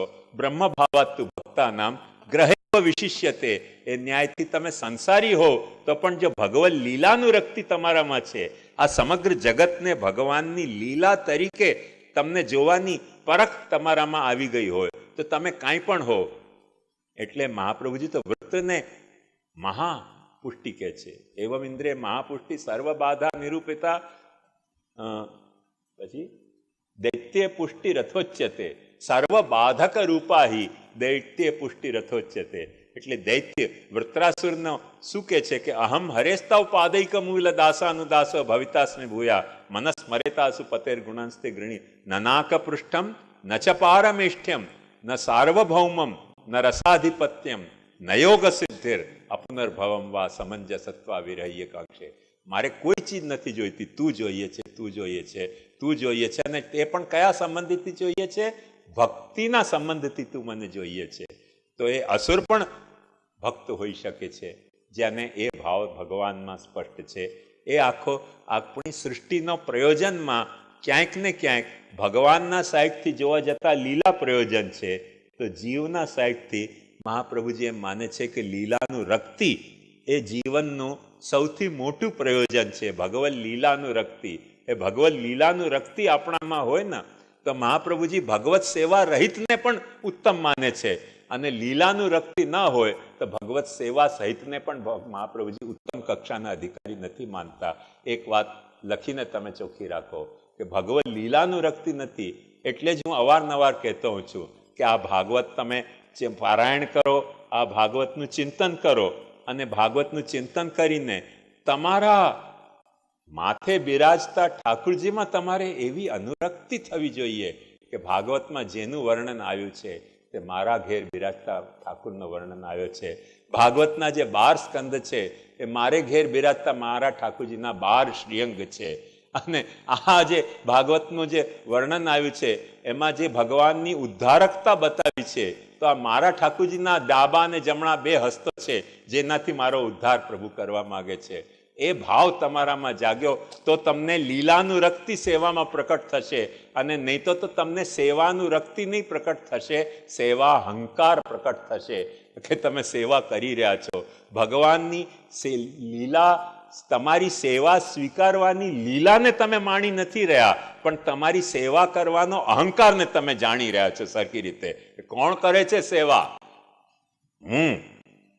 કોણ ભોગ ધરે છે? અરે બટમ બટાકા મધુપાક હરડે, ખાવાને પીવાને મૂછો તે મરડે. કઈ જાતના હું કરી રહ્યા છો? ખાવાને પીવાને મૂછીતે મરડે. તો એ વાતને ભૂલી જાઓ. તમારામાં એ સિફત હોવી જોઈએ કે તમે જે સેવા કરી રહ્યા છો એ સેવા તમે કરી નથી રહ્યા. ભગવાન તમારાથી સેવા લેવાની લીલા કરી રહ્યા છે. તમે જે ભોગ ધરી રહ્યા છો તે તમે ભોગ ધરી નથી રહ્યા. ભગવાન તમારું ભોગ અંગીકાર કરવાની લીલા કરી રહ્યા છે. તમે પોઢાવી રહ્યા છો એ તમે નથી પોઢાવી રહ્યા. કોઈ મૂર્ખાઓ કહેતા હશે કે પુષ્ટિ માર્ગીઓ બેવકૂફ છે કે ભગવાનને પોઢાવે છે ને જગાવે છે. એ લોકો પોતે બેવકૂફ છે. ભગવાનને માણવાની એમનામાં માદો નથી એટલે આવું કે છે. અમે એમ નથી કહેતા કે ભગવાનને અમે પોઢાવીએ છીએ, અમે જગાવીએ છીએ. ભગવાન અમારી સાથે અમારા ઘરમાં અમે જ્યારે જાગીએ પછી જાગવાની લીલા કરે છે. અમે પોઢાવીએ ત્યારે પોઢવાની લીલા કરે છે. આ ભાવથી જ્યારે તમે સેવા કરશો ને ત્યારે તમારી સેવામાં ભગવત લીલાનું રક્તિ પ્રકટ થશે. અને એ ભગવત લીલાનું રક્તિ પ્રકટ થઈ તો મહાપ્રભુજીના હિસાબે આ સૃષ્ટિ લીલાનો આખો પ્રયોજન તમારામાં મૂર્તિમાન થઈ ગયો. જે તૃતીય સ્કંધના અંતિમ અધ્યાયોના વર્ણનમાં ભક્તિનો જે આખો પ્રકરણ આવ્યો છે એ ભક્ત્યર્થ સૃષ્ટિ છે. એ આખો પ્રસંગ અહીંયા બતાવવામાં આવ્યો છે. એટલે એ અભિગમ આપણો હોવો જોઈએ. એ સૃષ્ટિ પ્રકરણના અંતર્ગત આવેલી વાત છે. કોઈને કઈ